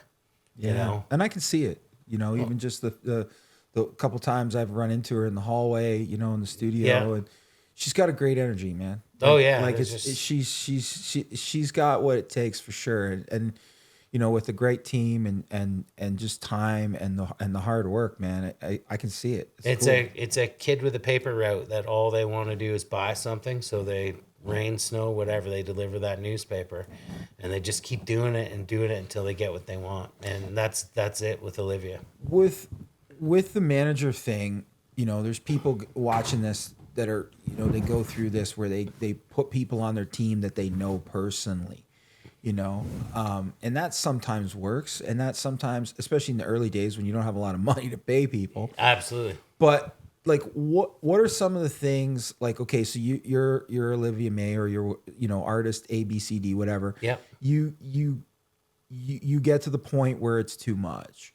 What do you avoid? Like when you're looking for someone to help you take things to the next level, what do you look for, and what do you not look for? Like, what are you trying to avoid when you're looking for someone to add to your team? Manager, whatever it is, right? Social media person, whatever. Yeah. Like, what are some of the things that you know, advice that you'd give people to look for and to not look for? I don't know. I think you just got to find it, and you got to do your research, and you just got to find your champion. You know, you just got to find the you know, the person that believes in you and will go to bat for you, that will help you build that team. You know, the things to avoid are, in my opinion, there's two things I kind of did. I didn't do this one much, but it really messed me up later. So everybody follows trends. I do it, you do it. It's life. You know, it's life. We see stuff. We're like, wow, everybody's doing this. I got to do it. Everybody's getting the new iPhone. I got to get the new iPhone. It's life. It's what we do. It's what we always did. My whole life anyway. Yep. Cool kid in grade 2 got a Nintendo. I wanted a Nintendo. You know, like it's just what you do. But after I put out my record, I had a lot of people that were super interested in what I did. And I did my record my way, and I did it. I wrote the songs, and I hired the producer I wanted, and it was great, and it got me all this attention. But then I was like taking advice from all these people, and it was like, we love what you're doing.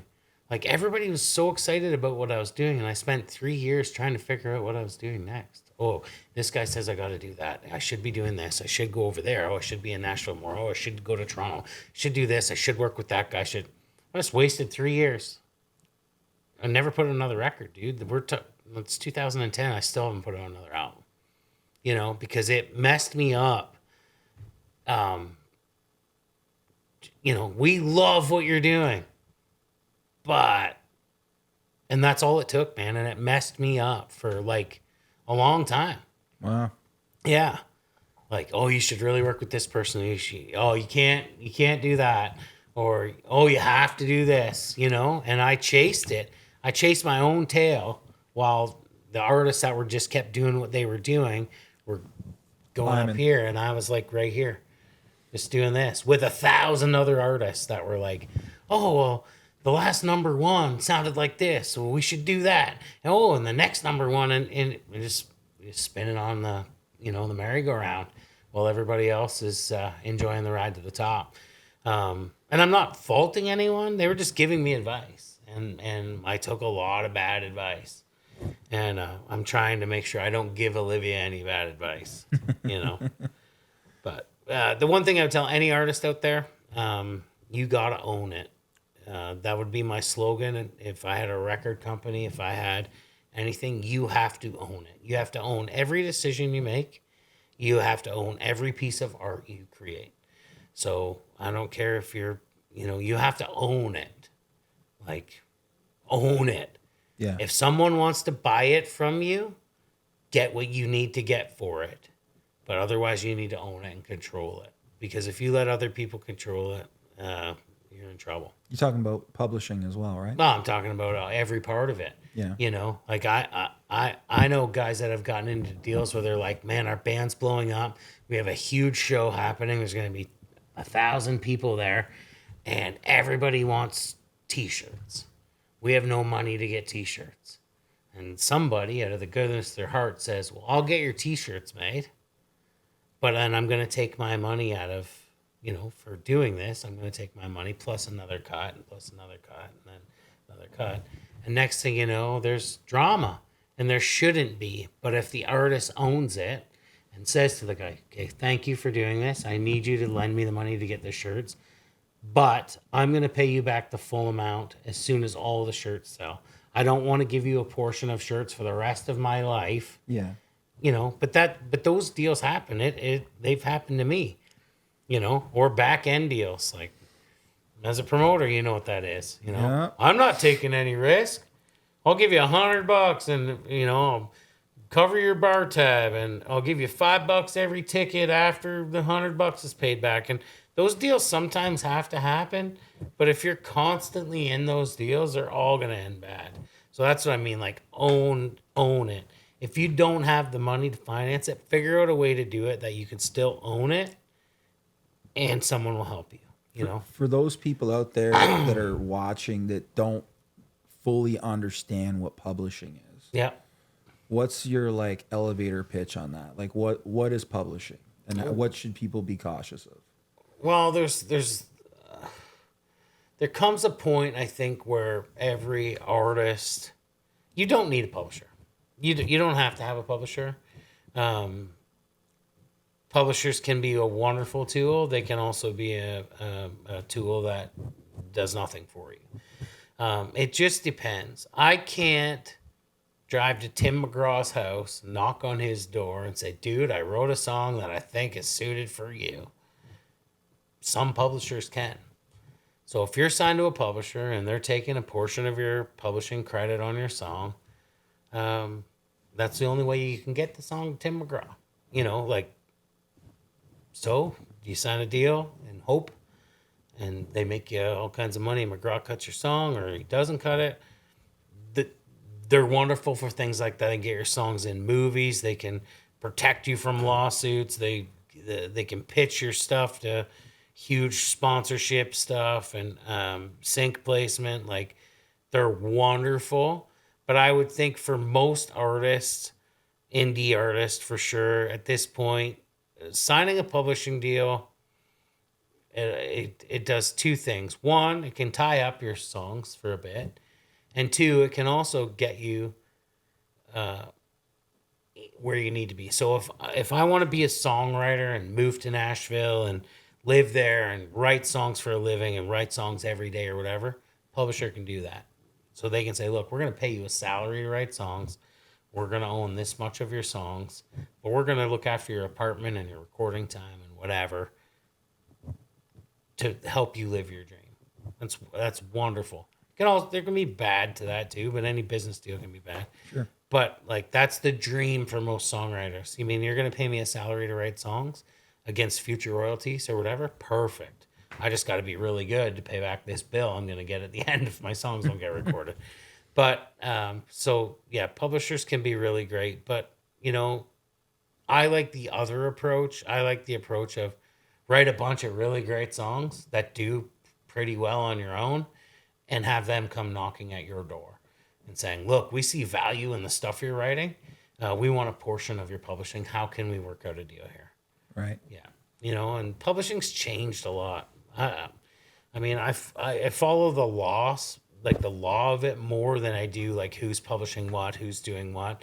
You're seeing a ton of catalogs being bought. Like I think Katy Perry just sold hers for 225 million or something ridiculous. There's so many yeah, there's a stat. I don't know what it is. Well, I know Neil Young sold his and Bob Dylan, and I understand why. Yeah, I understand why though. Get my money now. I don't have to wait for it. I can set my estate up so if something happens to me, it's done. I don't have to worry about future royalties coming in after I'm gone. I'm just getting it all now and it's done. Yeah. A lot of those guys are smart too because they sell publishing because a lot of those songs are becoming public domain, right? That's right. So it's like, well, if I sell it to a publisher, I get money. And public domain is after how long? I think it's different now. It used to be 50 years, but I think in the U.S. it's 75 now. Wow. I think it's 75 years.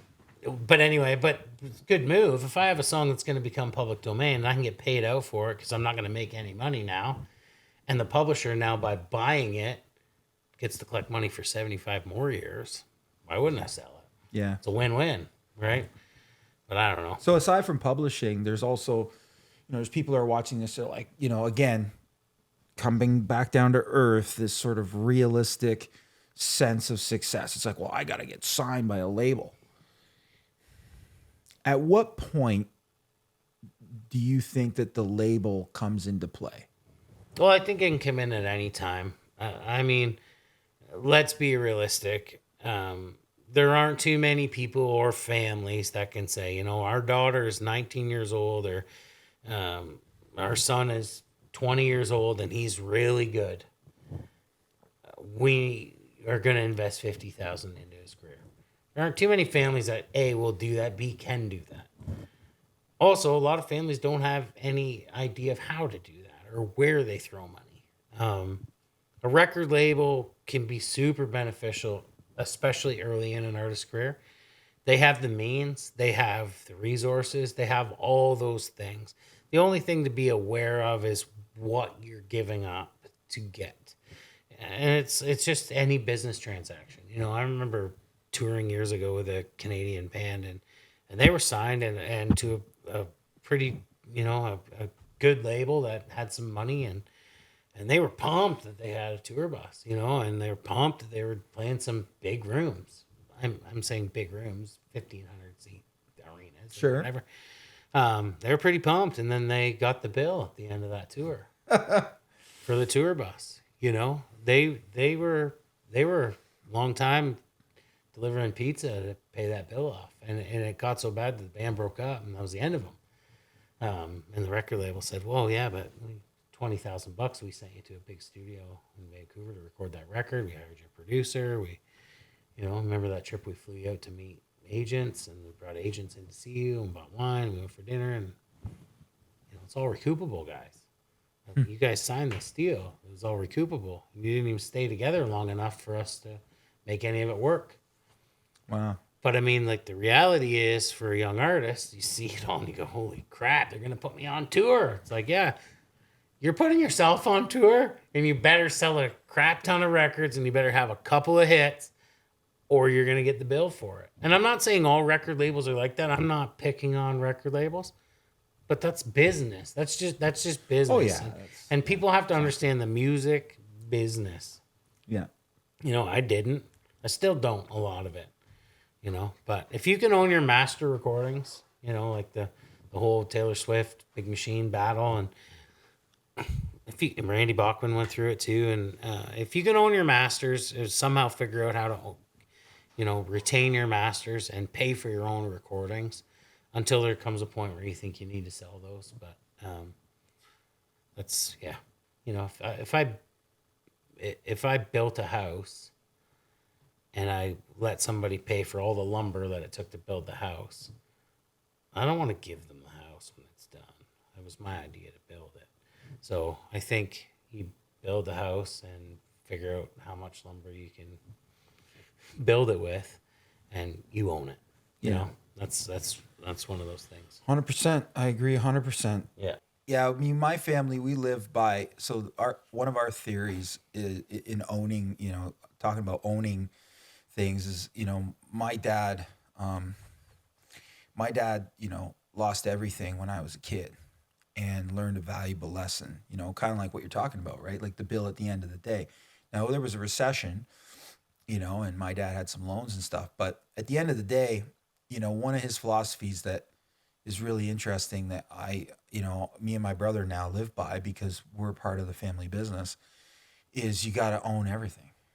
And it's not enough for him to just own, the sound and the lighting and the rigging and the video. He's got to own the generators and the cable mats and these weird street lights. At one point, we got asked to do a foam party, so we went out and bought a foam cannon. You know, he was told back in, I think it was 2019. He was told that he was told that he could do the Foreigner tour, but we needed to get a tour bus. So my dad goes online, goes on the internet, and he searches up tour bus companies, and he finds one down south, and he's like, all right, this one looks good. And he calls my mom on the phone, and he's like, okay, pack me a bag. I'm headed to the London airport. Meet me there. My mom, bless her heart. I mean, she supports my dad on all these crazy things he does. And so, she packs him a bag, and he goes to the airport, and he flies down to, I think it was Georgia, and he gets in the tour bus, and he drives to Florida, picks up my grandparents for like a post-op appointment in Canada, and drives back to Canada with this tour bus and does this Foreigner tour in the winter. Nothing like driving your first tour bus in the winter. You know what though? I'm not talking about the bus. He owned it. He owned it. And you have to own it as a human being, and you have to own it so you can control it, and it can be your dream, not everybody else's. And you got to own it, man. Yeah. And he told me, like, because I bug him about the tour bus thing, and he's like, no, it's one of my bucket list things. Like, I wanted to own a bus, and I want, and it's fun for him. He gets in the bus, and he drives the bus, and, the bus has gone up to do some different shows, for different artists and stuff, and he loves it. And so that's, his dream when he first started was, to be a bass player in a band. Mm-hmm. And that all changed when he had me and my brother, because he was on the road and he came back off the road, and we had changed like dramatically. Yeah. And so he came off the road and he gave up a lot for me and my brother, which I recognize. And I'm really, I could never be, more thankful for all of the things that my family has done for me, and hopefully I can pass some of that along to my kids. That's all you can do. But I think that owning it in every sense of what you're saying, owning the performance, owning the song, everything has to be as original and organic and as top shelf as it needs to be for it to be you. Yeah, and you got to own it all. Like, you got to own the responsibility, and you got to, I've had this discussion with a lot of artists that I've worked with, or there were many, many, many, many times in my career I didn't own it.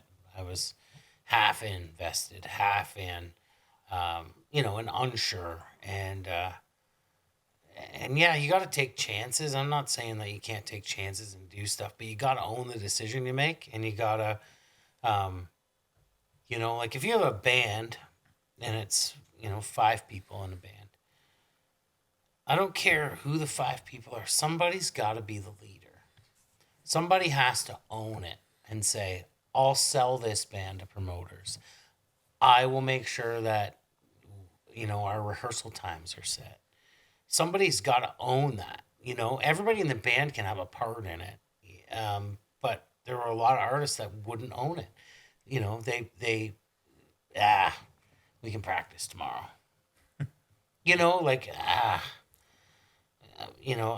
And I've been that guy in my life, and I haven't been for years, thank goodness, but I kind of figured it out. I book a gig, I'm there. If I book a gig and I charge $1,500, and 2 days after I book it, I get an offer for that same day for $3,500, I don't cancel gig 1. I own that gig. I booked that gig. They wanted me. That's it. I'm so sorry to the other person. Maybe we can work on another day. And so many artists don't do that. So many artists just are like, whoa, I make more money. They want me more. There's a lot of venues I play, and people say, how come you play there? And I'm like, they guarantee me 5 shows a year. They guarantee me how much money I want. You know? Well, like, they can't pay you that much. It's a really small place. Like, that doesn't matter. It's a relationship I've built with them. I pack it every time I'm there. And they give me 5 shows a year. You know? Yeah. 5 shows a year at this much money is the same as 1 show every 3 years at this much money. You know, am I building a fan base there? That's important. You know, it's all those little things that I didn't know in the beginning. You know, we're all looking for the golden egg, and we just crushed 100 white eggs on the way to find the golden one, and now there's nothing to eat because I never did find the golden one. You know, pick them all up. you Find know? some gold paint. That's man. it. That's it. Pick them all up. Yeah. So, what do you? I mean, I know what I love, but what do you love about? We're gonna call it the music community. Yep. Because industry is such a different term these days, right? Mm-hmm. What do you love about the music community? Like, what, you know? Because I know we talked about how you got started, and but like you're in it, you know. Yeah. And I know one of the things when I said, hey, you know, what do you want to talk about? You're like, I want to talk about, you know, I want to talk about the art. I want to talk about why we do it. I want to talk, but why do you know? What do you love about the music community? Why music? Like, what is it for you? I think a lot of it is like-minded people.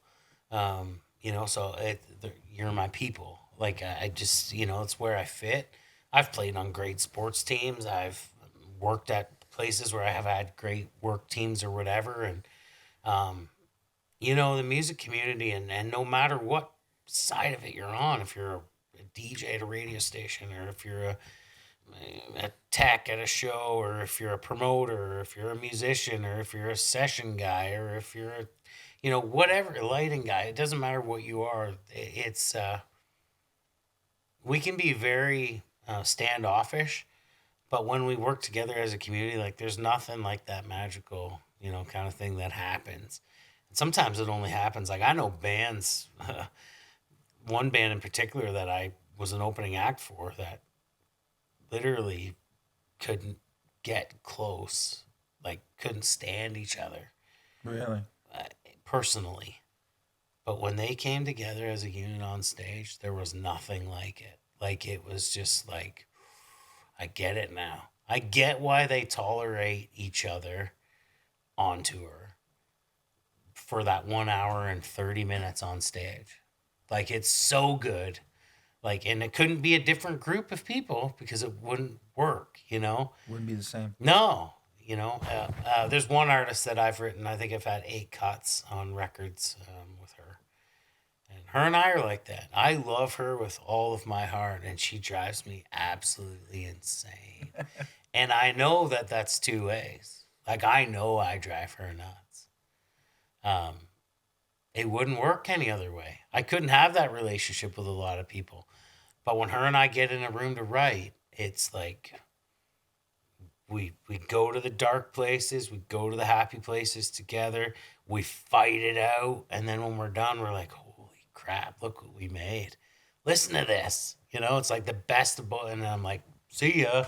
And, you know, we don't talk for a month or 2 months, and then, you know, she sends me an email with a song, and, you know, and she's like, hey, I cut this in the studio. And I'm like, I hate it. Fix the guitar. Like, what did you do to our song? And then she's like, well, this is my vision. And I'm like, well, your vision sucks. And, you know, we fight it out. And then she's like, you were right. I changed the guitar.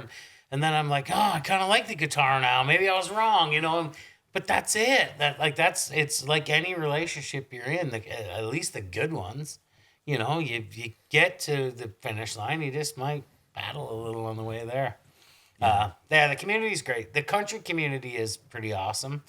I would say the Canadian country industry as a whole is pretty friendly to each other. I mean, we're all jealous of everybody. That's part of it. But I'm not tripping someone on their way up to the stage to accept their award, even though I think I should win. I'm congratulating them, hugging them genuinely, and mean it.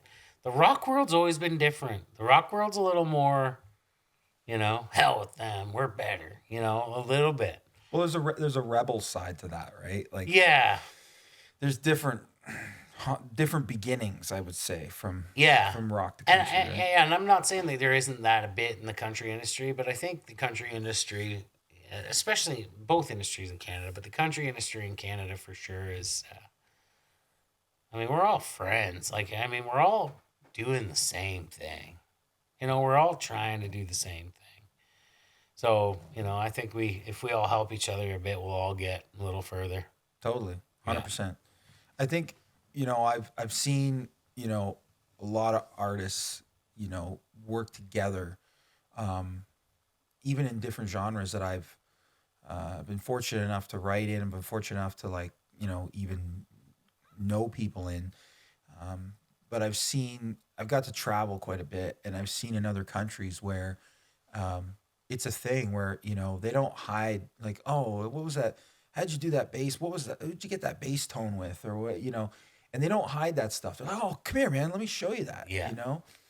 And, and I think that helps everybody to grow. Like, I Oh, think for sure. if you want to talk about, here's a good, sort of thing. Like you mentioned how rock isn't like that. And, rock's one of the only genres right now that's had a bit of a lull Yeah, as well, for sure. right? So I think there's something in that, right? Mhm. Like I think that when when everybody works together as a team, you grow the genre, right? You grow the popularity of the genre, you grow the fan base.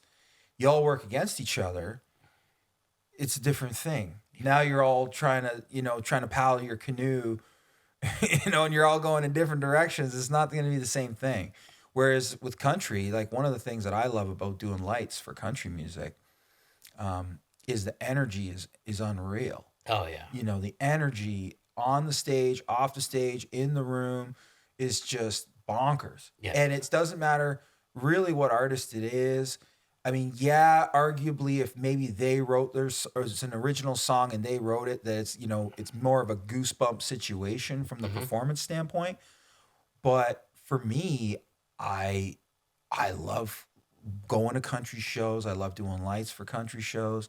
I think it's great. Now, I also, did lights the other night for Dave Wilcox and hadn't done lights for David, in years, but it was a great show, and before Dave went on, was Bill Durst from Thundermug, Oh, yeah.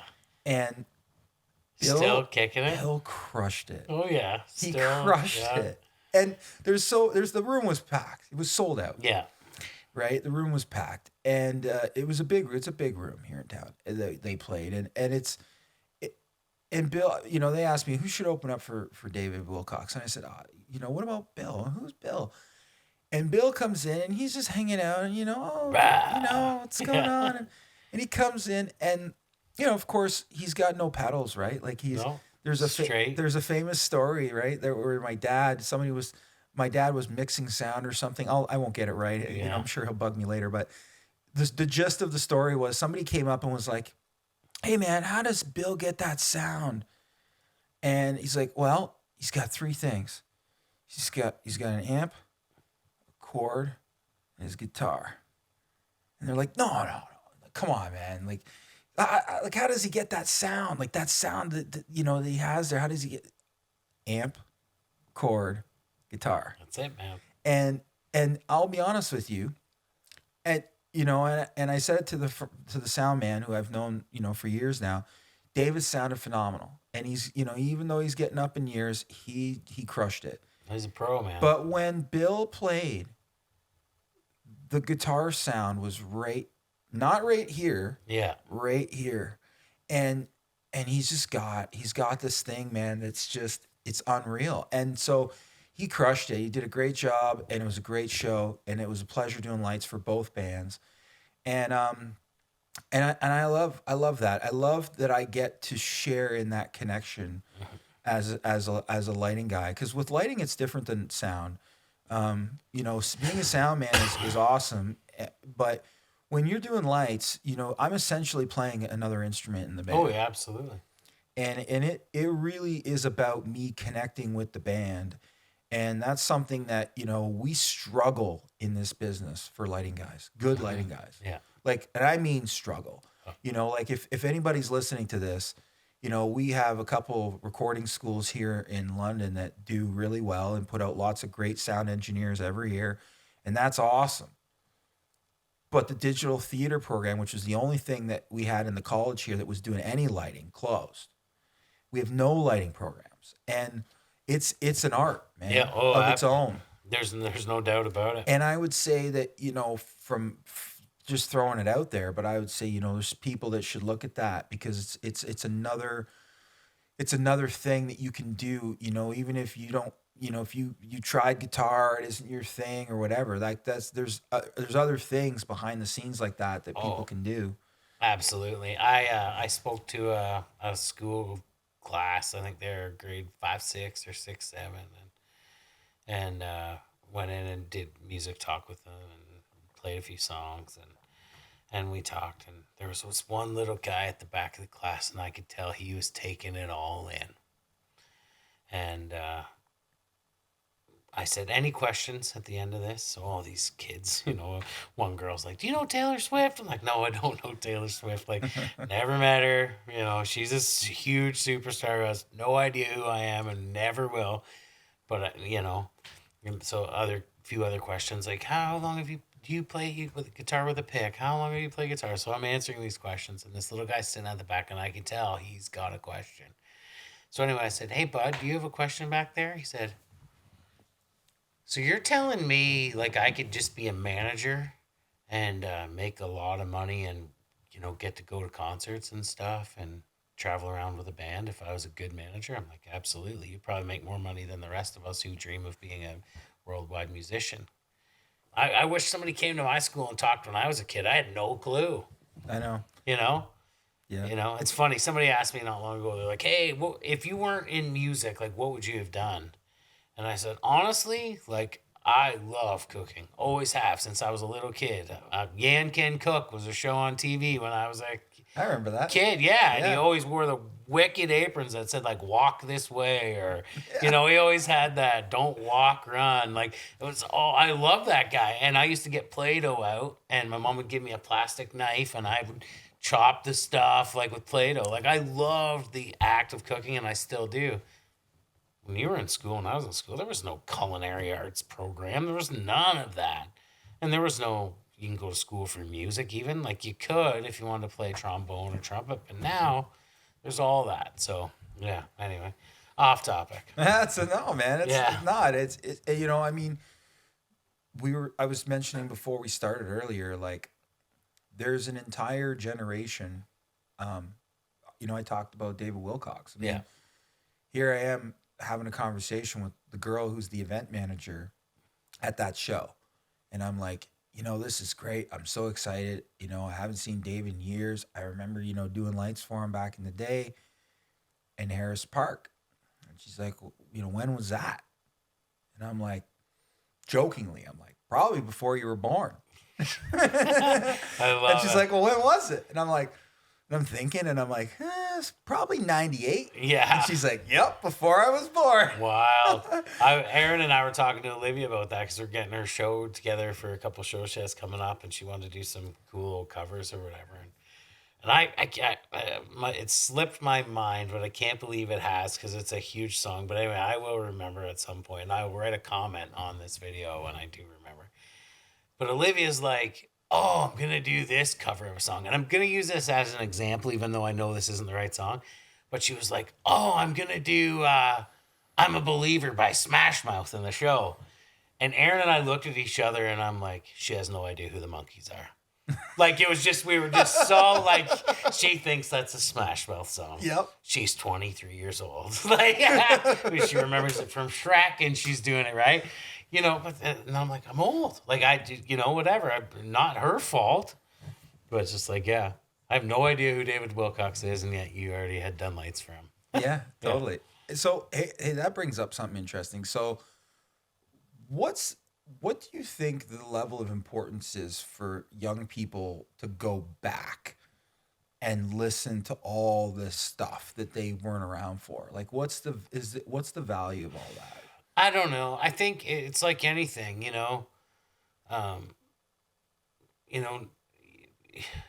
own it. If I learn something every day, and as I get older, I'm like, yeah, I learn something every day, and I forget something too. But did I go back and listen? Probably not really much beyond my parents' stuff. So, yeah, listen to what your parents are listening to, but just school yourself in it. Learn as much as you can. The old saying is knowledge is power. Still today, you know, Yep. I think that's going to go on forever. Well, that's why we're here, right? Well, that's why it. That's why I'm doing this, is to get all this, down and Yeah. recorded, right? Yeah. Because that was my thing. Is I'm like, there's not anyone, at least that I know of in Canada, that's doing this. No. And if there is, let me know. Put it in the comments, because I'm happy to watch. Yeah. Because I love this stuff. Like, I go home at night, I put on Joe Rogan, I put on all these different things, and I'm learning as much as I possibly can, even at my age. You never stop. No. And that's the thing. And this is a music podcast. It's a life podcast. It's everything. But you can't know it all. And the music business, while we were in here doing this, changed. Oh, yeah. We missed some stuff. And we're missing more stuff right now. And that's just the way it is. Somebody else just released a new song. Somebody else just released a new song. And that's kind of, we touched on it earlier, but that's one of the things that the younger generation definitely have that my generation didn't have. And that's access. They have access. Like, when I was learning how to play guitar, there was no internet to help me. It was rewind the tape, tune your guitar to the tape, because the cassette player stretched the tape out, so now you got to tune to that, and then you put on a different tape, you got to tune to that to learn it, and then rewind it and play it and whatever. And I'm not saying I had it harder, but I didn't have the access they have to the world. Artists nowadays, they're not going to make as much money because the streaming providers don't pay a ton unless you have a boatload of streams. But you have access to the world, dude. Yeah. Like, you can build your audience pretty quickly if you're smart about it and if you target the right people. And we didn't have that. It was like radio or sell them out of the trunk of your car. That's how you're going to get your music out there. But that was it. But that's the reality. Yeah. Get your buddy to dub you off some cassette tapes of your original music and play the high school jam and sell as many as you can and go to the next town and try it again. That model still works, but now they have access to the world quickly with Spotify, Amazon Music, YouTube. They have a lot of things that ours didn't have before. So I think that part of the world's pretty fair game.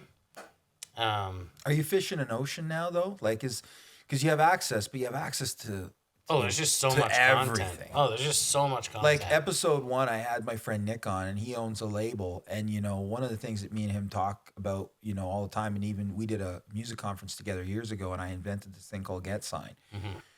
Because we had talked about the fact that, record labels get an insane amount of stuff sent to them. Like, so much that they can't listen to it all. It's impossible.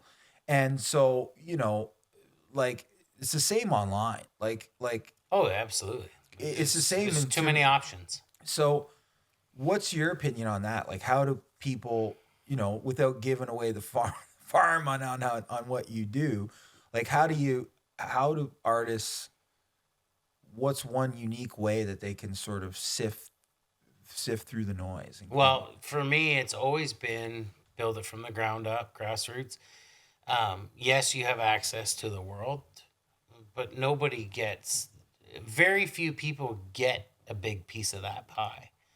But I was talking to your producer about this earlier, and I said, who's my target audience, or who do I want to connect with?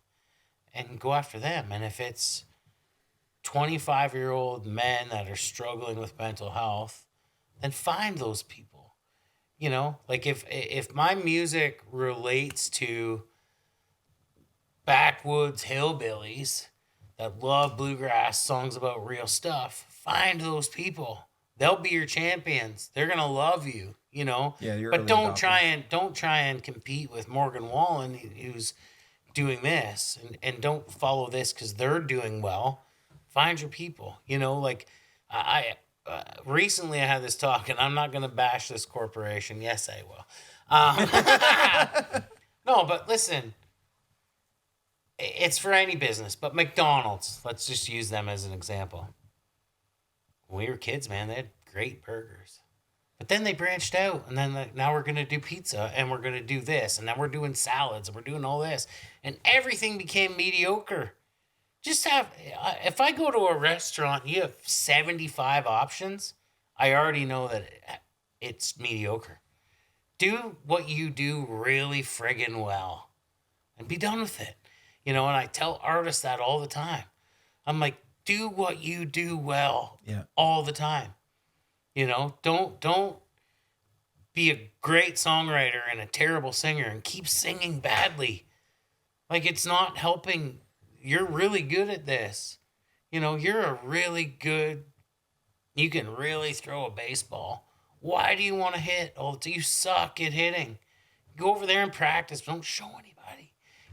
Like, Totally. yeah, and that's it. And I think we all have become mediocre because of, we got to put out content. And I got to release. Like, back to Olivia. Like, I love her and I love her drive and that. But sometimes Aaron and I are like, rein you in a little bit. She's like, I haven't posted anything on TikTok in 2 days and my numbers are down. I'm like, who gives a shit? You want to put up some mediocre content that's going to get 5 likes, or do you want to wait till you have actually something that we're all proud of, that we think is great, that your audience is going to connect with? Yeah. You're right, Jay, you're right. I'm like, I'm not right. I'm just giving you the other option. You might be right. I might be saying, don't put it out and then we wait too long. Like, but I'm just helping you think it through here.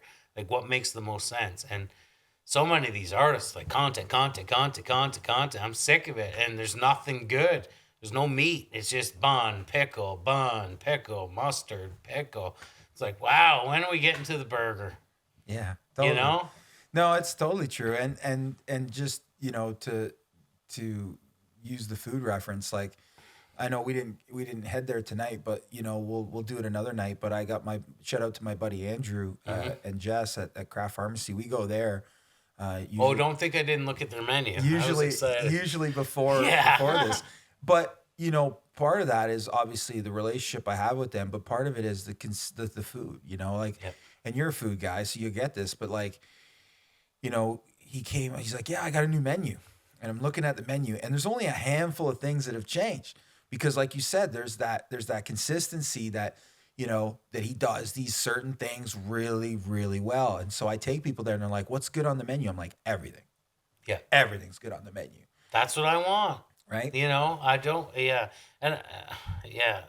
And music is like that a bit. Like, well, because it's art. Well, yeah, but we're all like, instead of just putting out a really good single because the album's not ready, well, I got these songs that are okay, we can fill out an album. Don't fill out an album. If you're not gonna own everything on there, then just don't do it. So, what do you have to say to people because your big genre obviously is country. Yep. What do you have to say to people that say, "Oh, I have to go to Nashville to be famous in country"? Ooh, you touched a nerve. I know. It's a hard one for me because there's a lot of truth to that and a lot of absolute bullshit to that. So I think everyone needs to go to Nashville and experience it. A music fan, an artist, a songwriter, I think you need to go do that. I think if that's what you want, then that's where you need to be. Do I think you need Nashville or that community to have a career in country music? Absolutely not. I think it depends who you are and what you're doing. I love that city. I love the vibe of it. Where else in the world can you go where the best musicians from the world have gone there to make that home and to make music, to write songs, to produce, to engineer, to record, to be a session guy, to play live. Like, I mean, you won't meet many people in Nashville from Nashville. They're from Atlanta and from, Oklahoma, and they're chasing their dream just like you are. And I think if that's your dream, is to go there and do it, do it. It'll humble you pretty quick. I remember Joe Goddard, love him. He's at Anthem Publishing and Records in Nashville. Used to be Olay. And when I first went to Nashville, I remember Jill saying to me, he's like, just remember the kid that just pumped your gas is a better guitar player, singer, and songwriter than you are. And that's just the truth of that city. You know, as good as you think you are, that kid he's here doing the same thing. And the guy that just brought you your fries is just doing the same thing. He's probably better than you are. And that's just the reality of that town. It's wild. Do I think you need it to make it? No, I think you need to do what you do. Come on. I get it. Like, I'm a fan of great songs. I don't give a shit where they came from. It's true. I don't care if it came from a kid in a back alley that's on his dying day. He's a drug addict and wrote a brilliant song. I don't care where it came from. If it moves me and touched me, I don't care if it was recorded or written in Nashville, L.A., London, Strathroy. I don't care. Yeah. Winnipeg. Like, why are we always talking about Nashville? We never talk about Winnipeg. Has anybody checked on the music that comes out of that city still to this day? Yeah. No, nobody's paying attention. Drives me nuts. The Guess Who? The Guess Who? Yeah. Neil Young? Oh, is he from there? Oh, Yeah. Crash Test Dummies? Wow, weird. Doc Walker. Yeah. The Brothers Landreth. Just met a kid on the weekend, Noah Dirksen, who my producer, Marie Pulver, produced. And I knew he produced him, but I kind of forgot that, whatever. And he was on a showcase, actually, with Olivia. Willow Sound Records had a showcase and a songwriter round. And Olivia was on it with Noah Dirksen. And I was like, wow.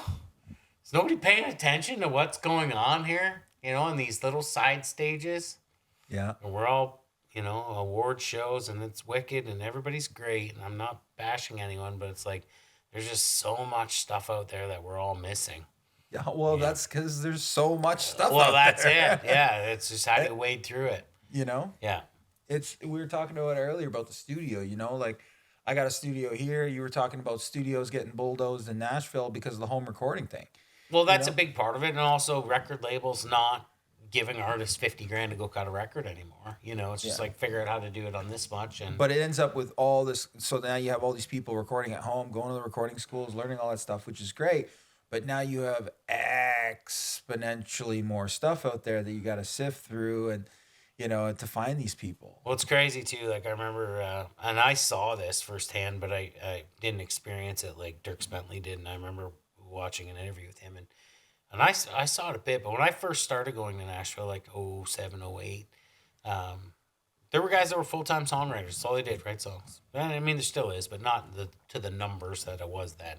Like Music Row was that. If you went down there at 9 a.m, there was 1,000 songwriters showing up at songwriter publishing houses to write songs all day. And you write from 10 a.m. till 1, and then you break for lunch, and then you go write with 2 other people at a different place from 2 o'clock until 6, and that's your day. And that's not happening anymore? Well, it is, but just not to the extent. Right. But what's happening now is the young guys, and good on them, but they come to town and they write a song in the morning with a group, and they friggin' cut it, and it's done and could go to radio, and they have the video done that day. Like, it's ridiculous. Where before we'd write a song, it would sit on a shelf for 6 months. Somebody might pick it up and go, we're interested in this. Can you go demo it? You go into the studio, demo it. Then they pitch it to artists. Then an artist decides he's going to cut it, but he just put out a record, so it's not till next year.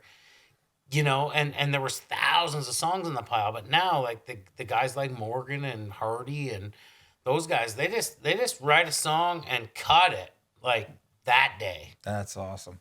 Yeah, it is awesome, but it's just like it's just so much faster and different now. It is. And it's just different. So there's no need for the 200 staff writers anymore writing songs all the time to get the best song. It's just these guys are writing great stuff, and it sounds like a record already. Here, listen to my demo. It's like, that's a demo? That's a demo? Yeah, it's like, well, no, it's the recording, basically. I might go in and re-sing it. But it's technology's got there, Unfortunately, for me, that's one of the reasons I hate a lot of the modern country, is because to me, it's a lot of that just same. I'm not saying the songs are the same, because some of the songs are really, really well written, but it's like this kind of production, this kind of guitar tone, this 808 snare sound, like every song, And I'm also not defining artists.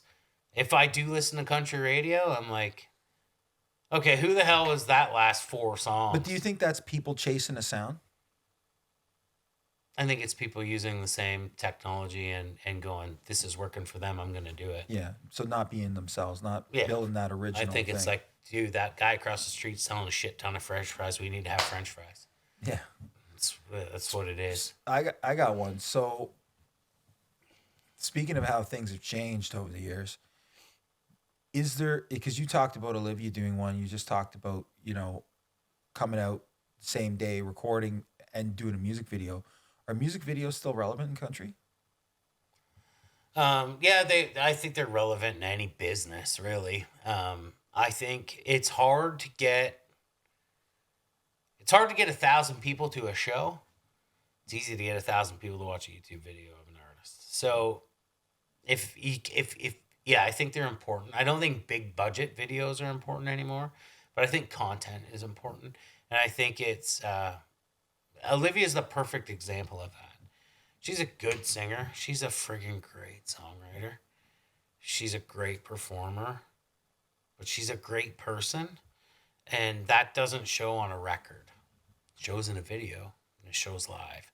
So how do you brand that? And that's one of the big things that, I fight for with her and for her is like Olivia as a human being sells herself. She's a really good person, and it shines through the minute you met her. You said it earlier, like she just seems like 100%. like you just are like, I want to help this kid. What does she need? Oh, her tire's flat. I'll change your tire. Like she's just that kid. That's hard to sell at radio. Yeah. Like the song's good, she sings good, the production's good, recording's good. But when you put a video out of her telling her story or playing her song live or shoot a music video and she's in it and she's showing her expression and all of a sudden it's like, wow, I connected with her and now, she's done that to Aaron and I a few times. Like the new song coming out is called Mean Girls, which I didn't write, Aaron didn't write. We're not super connected to the song. All of a sudden, she plays us this tune, and I'm like, I felt all that shit when I was a kid. Huh. So dudes go through the same thing. She's just using the reference of Mean Girls that were mean to her. But I felt everything in the song. Let me hear that again. So all of a sudden, I'm a fan of this song.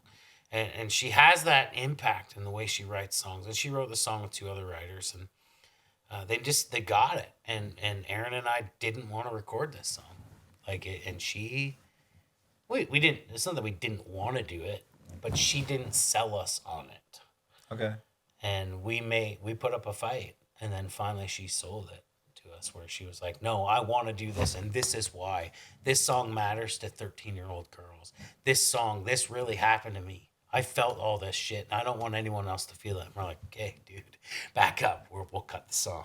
But it took her, and we wanted her to fight for it. Like I wanted her to own it, and she's done that before. Where I'm like, I don't know, Liv, I don't think this song, and she's like, well, if it fails, it fails. I need to do it, make it the best you can make it. And I'm like, okay, cool. Got to change this a little bit, maybe rethink this. And this team is just, I've never been a part of a team that is so like that. Like we got the first cut last night at 9:00 of the video. Maybe it was after 9. And I'm ready for bed. Like I've worked all day. I've been, I'm going on a fishing trip with the boys. I leave Thursday. I got stuff going on. Like to see my wife. I got 2 dogs that I've been ignoring. Like I'm dealing with Liv's stuff, whatever. And this video comes in, like Liv sends it out in a messenger chat to the team. And there's like 5 of us in the chat. 4 of us, the video director, Olivia, Aaron, and I. Like, here's the first draft. Let me know what you think, whatever. Until 11:30, for 2.5 straight hours, whatever was going on in all 4 of our lives, we were locked into, I think this edit here, this is a weird thing here at this point, 57 seconds this happens. Can we, and, well, I don't think we should change that. I'm like, okay, cool. Like we're advocating and hearing each other out at the same time, fighting the battles that we think we need to fight, and picking the hills we're willing to die on to get the best product. And then was like, okay, I'm done making suggestions tonight. Everybody sleep on it. We'll talk tomorrow. So I talked to Olivia at 10:30 this morning. I'm like, what do you think? She's like, Alex is making all your changes except the one. I think Aaron's right on that. You know, and boom, done. We'll get the video tonight and it'll be fucking done. And, you know, it's like we're so all in and passionate about it. It's like, yeah, it's got to get done. And this is how we get it done. And, you know, and Aaron gets outvoted on shit, and I get outvoted on shit all the time. Olivia even gets outvoted on stuff. You know? But it's all part of the team, right? Well, that's it. And we went to do a video shoot last year for the Christmas single. And Olivia's like, what dress? And I'm like, that one for sure. And Aaron was like, yeah, that one. And she's like, well, I want to wear this one. And Aaron's like, why did you bring that? And ask us then. It's that one. You know, like, and she's like, okay. You know, but that's, are we managers? I don't know. We're just advocating for, you know. I don't know where I'm going with that. Yeah, no, man, it's cool. Yeah. I love it. I mean, it's. I was a speaker at Miami Music Week years ago, and I would have all these young people in front of me asking me kind of almost the same question, really. And you know, they're all asking like, "Hey, man, my career's here. How do I get here?" You know, and one of the universal things I would tell them all is like, build a team. Oh, you have to. Build a team around you. Build a team around whatever it is you're creating, whether it's a brand or songs or dance troupe or whatever, you know, whatever walk of life, because there's a dance music conference, right? So there's all kinds of people in the room. But I just said, build a team, you know, and if you can't afford a team, find people who are super passionate about what you're doing, get them to help you. That's it. And as time goes on, some people, like you said earlier, will drop away. Other people will come on board, but you know, stay true to your craft, to your art, to your brand, to your whatever it is, whatever intention you have that you started with. You gotta own it. You know, but you gotta have a team, man, because otherwise it's like you said, you're just spinning in a circle. You know, you need somebody like a Jay Allan in there going, hey man, well, that dress. Yeah, and it's no different than you in the shop. You know, you could have the best guy come in here tomorrow and go, dude, ask me any question about guitars. I can tell you everything about guitars, and I need a job in your guitar shop. And you go, I already got that guy. If you knew horns, I'd hire you. You know what I mean? Like, you got to find the people at the right time and the right people. And you got to own it, man. Like, that's my only advice about the whole thing is you got to own it. And if Olivia would have said to us, no way, I want to wear that dress, and that's all there is to it, we would have been, cool. You fought for it. You're owning it. That's what you're wearing. You know, and it's as simple as that. I didn't in my career do that stuff. You know, I think you should have Patrick Duffy on the show because he would be a great guest. And, you know, I didn't fight with him enough and regretted it later. And then on the stuff I did fight him on, he was so pissed off that, you know, it was good. And then the first comment we get on my record is like, wow, I've never seen this before. And that was something I really fought on. And my album was called The Wrong Direction, and I'm not facing, right? It's not a face shot. In country records, usually especially a debut, it's a mug shot. Like, we're selling this. And I was like, I don't care, man. The album's called The Wrong Direction. I want to be facing the other way. We'll put my face on the back cover. You know, he was like, I've worked for Warner and BMG. I've done every big one, Junos. And I'm like, dude, that's what I want. I'm the designer. I'm like, you're the designer. Design what I want. And I owned it. And I remember, you know, Gordon Lightfoot saw that record. You know, Patrick handed it to him. And not to quote Gordon, but I will. And Gordon's like, Jay Allan, never fucking heard of him. That's exactly what he said. That's awesome. Yeah, but anyway, I got complimented because there were record labels that I sent it out to, and they're like, dude, I opened this and listened to it because of that album cover. Wow. Yeah. And I'm like, huh. It's different. Yeah. I remember my buddy Sean, his band, they got signed back in the day in the 90s, and they signed a good deal and whatever. And I said, dude, like, how did you didn't get the labels out to see one of your shows? Like, you just send him a demo? He's like, yeah, we sent him a demo, 4 songs on a CD, I think, maybe a cassette, I forget. But he said we hand wrote every letter to the labels with different color crayon. Every word was different color crayon. We took 2 days, me and the band, writing these letters out. But he said they opened that envelope. I'm like, what is this? Like, what kind of band? And they read it. They probably and walked were around like, the office. Hey, you got to see this. yeah. Anyway, and they fired it in, and they got signed. And they were like, "Wow, this is really good." And that band just literally wrote the envelope in crayon, like the whole deal. Wow. Yeah, and a letter to him saying, "We think you'd love our music," and yeah, every word different color crayon. That's amazing. Yeah, but I mean, and yeah, you gotta own it. Okay, so other than owning it, Yeah. what's the one thing that will inspire people out there? What's the one thing advice that you can give people? You can do it. You gotta believe that though. Like you gotta truly believe that. And yeah, you can do it. Everybody can do it. You know, I remember meeting a guy in Nashville years ago, and he had a #1 song. And I had coffee with him one day, and I said, "How many songs did you write before you got your #1?" And he said, "That was the first song I wrote." Wow. And I said, "Really?" And he said, "Haven't had a cut since." So it'd been 11 years, and he goes, "Everybody's capable of one good song. Some are capable of a lot more than that, but everybody's capable of one good one." And I was like, "Really?" Yeah, the #1 was Kenny Rogers, and it was the only big hit that he had. He had cuts later, and a few did okay, but yeah, wild. So it's possible for anybody, but you got to do the work, and you got to believe in yourself, and you can do it. And that just pertains to life. You know, that's not just music or just songwriting or whatever. That's, if you believe in something, man, you can do it. Yeah. You know? Yeah. Yeah. Well, dude, how do people find you? I don't know. Annoying. Attractive. They can't really. No? I'm kind of staying low key these days. No? You don't have a website? Nothing? No. Really? Yeah. Low key. You can find me if you want, but you got to do some digging. All right. You got to know people. Yeah. No, we can throw up my Facebook or whatever on here. I you know, it's funny. When I was making records and playing, I still play a ton. People are always like, "How come you never advertise when you're playing? You never tell us." I'm like, "Well, a lot of it's corporate gigs. I can't tell you because my drunk buddies will show up and they're not allowed." Or I already have pretty good crowds in all these places, and not that I don't want to drive more people there, but more people there means more people don't get in or whatever. And I like intimate shows, but anyway, when I was recording music, like it was MySpace. It was before Facebook and before Twitter and before all that. It was MySpace. That's how you connected with people.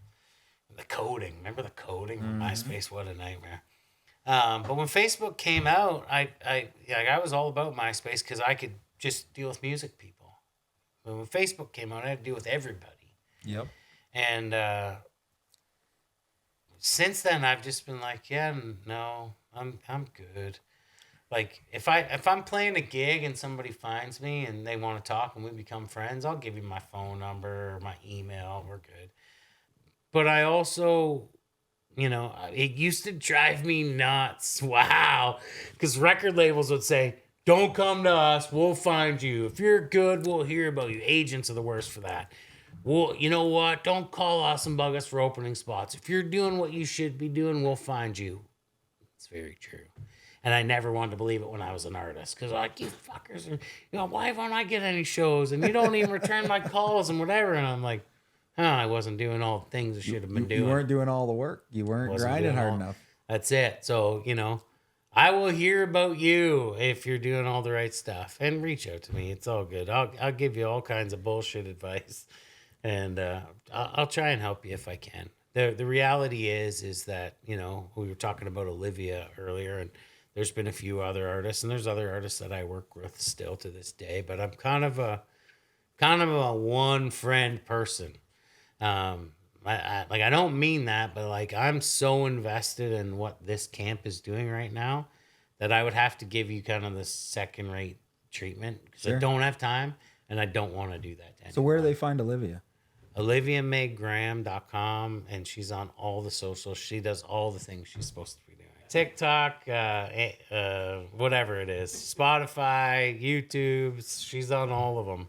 Amazing. Dude, Yeah. thanks so much for coming Olivia on. May Graham. OMG. Thanks so much for coming on, man. Thanks for having me. I don't know what we talked about, but I think we got her. We got her. All right. I appreciate it. Thanks, Cheers, brother. buddy. Thank Cheers. you. Everybody, thanks so much for tuning in. Music City Live. This is Ryan signing off. We'll see you on the next episode. Thank you for watching Music City Live. If you liked this episode, like the video. And for more clips and episodes, subscribe to the channel. Feel free to join the conversation by commenting below and visit us at musiccityliveshow.com.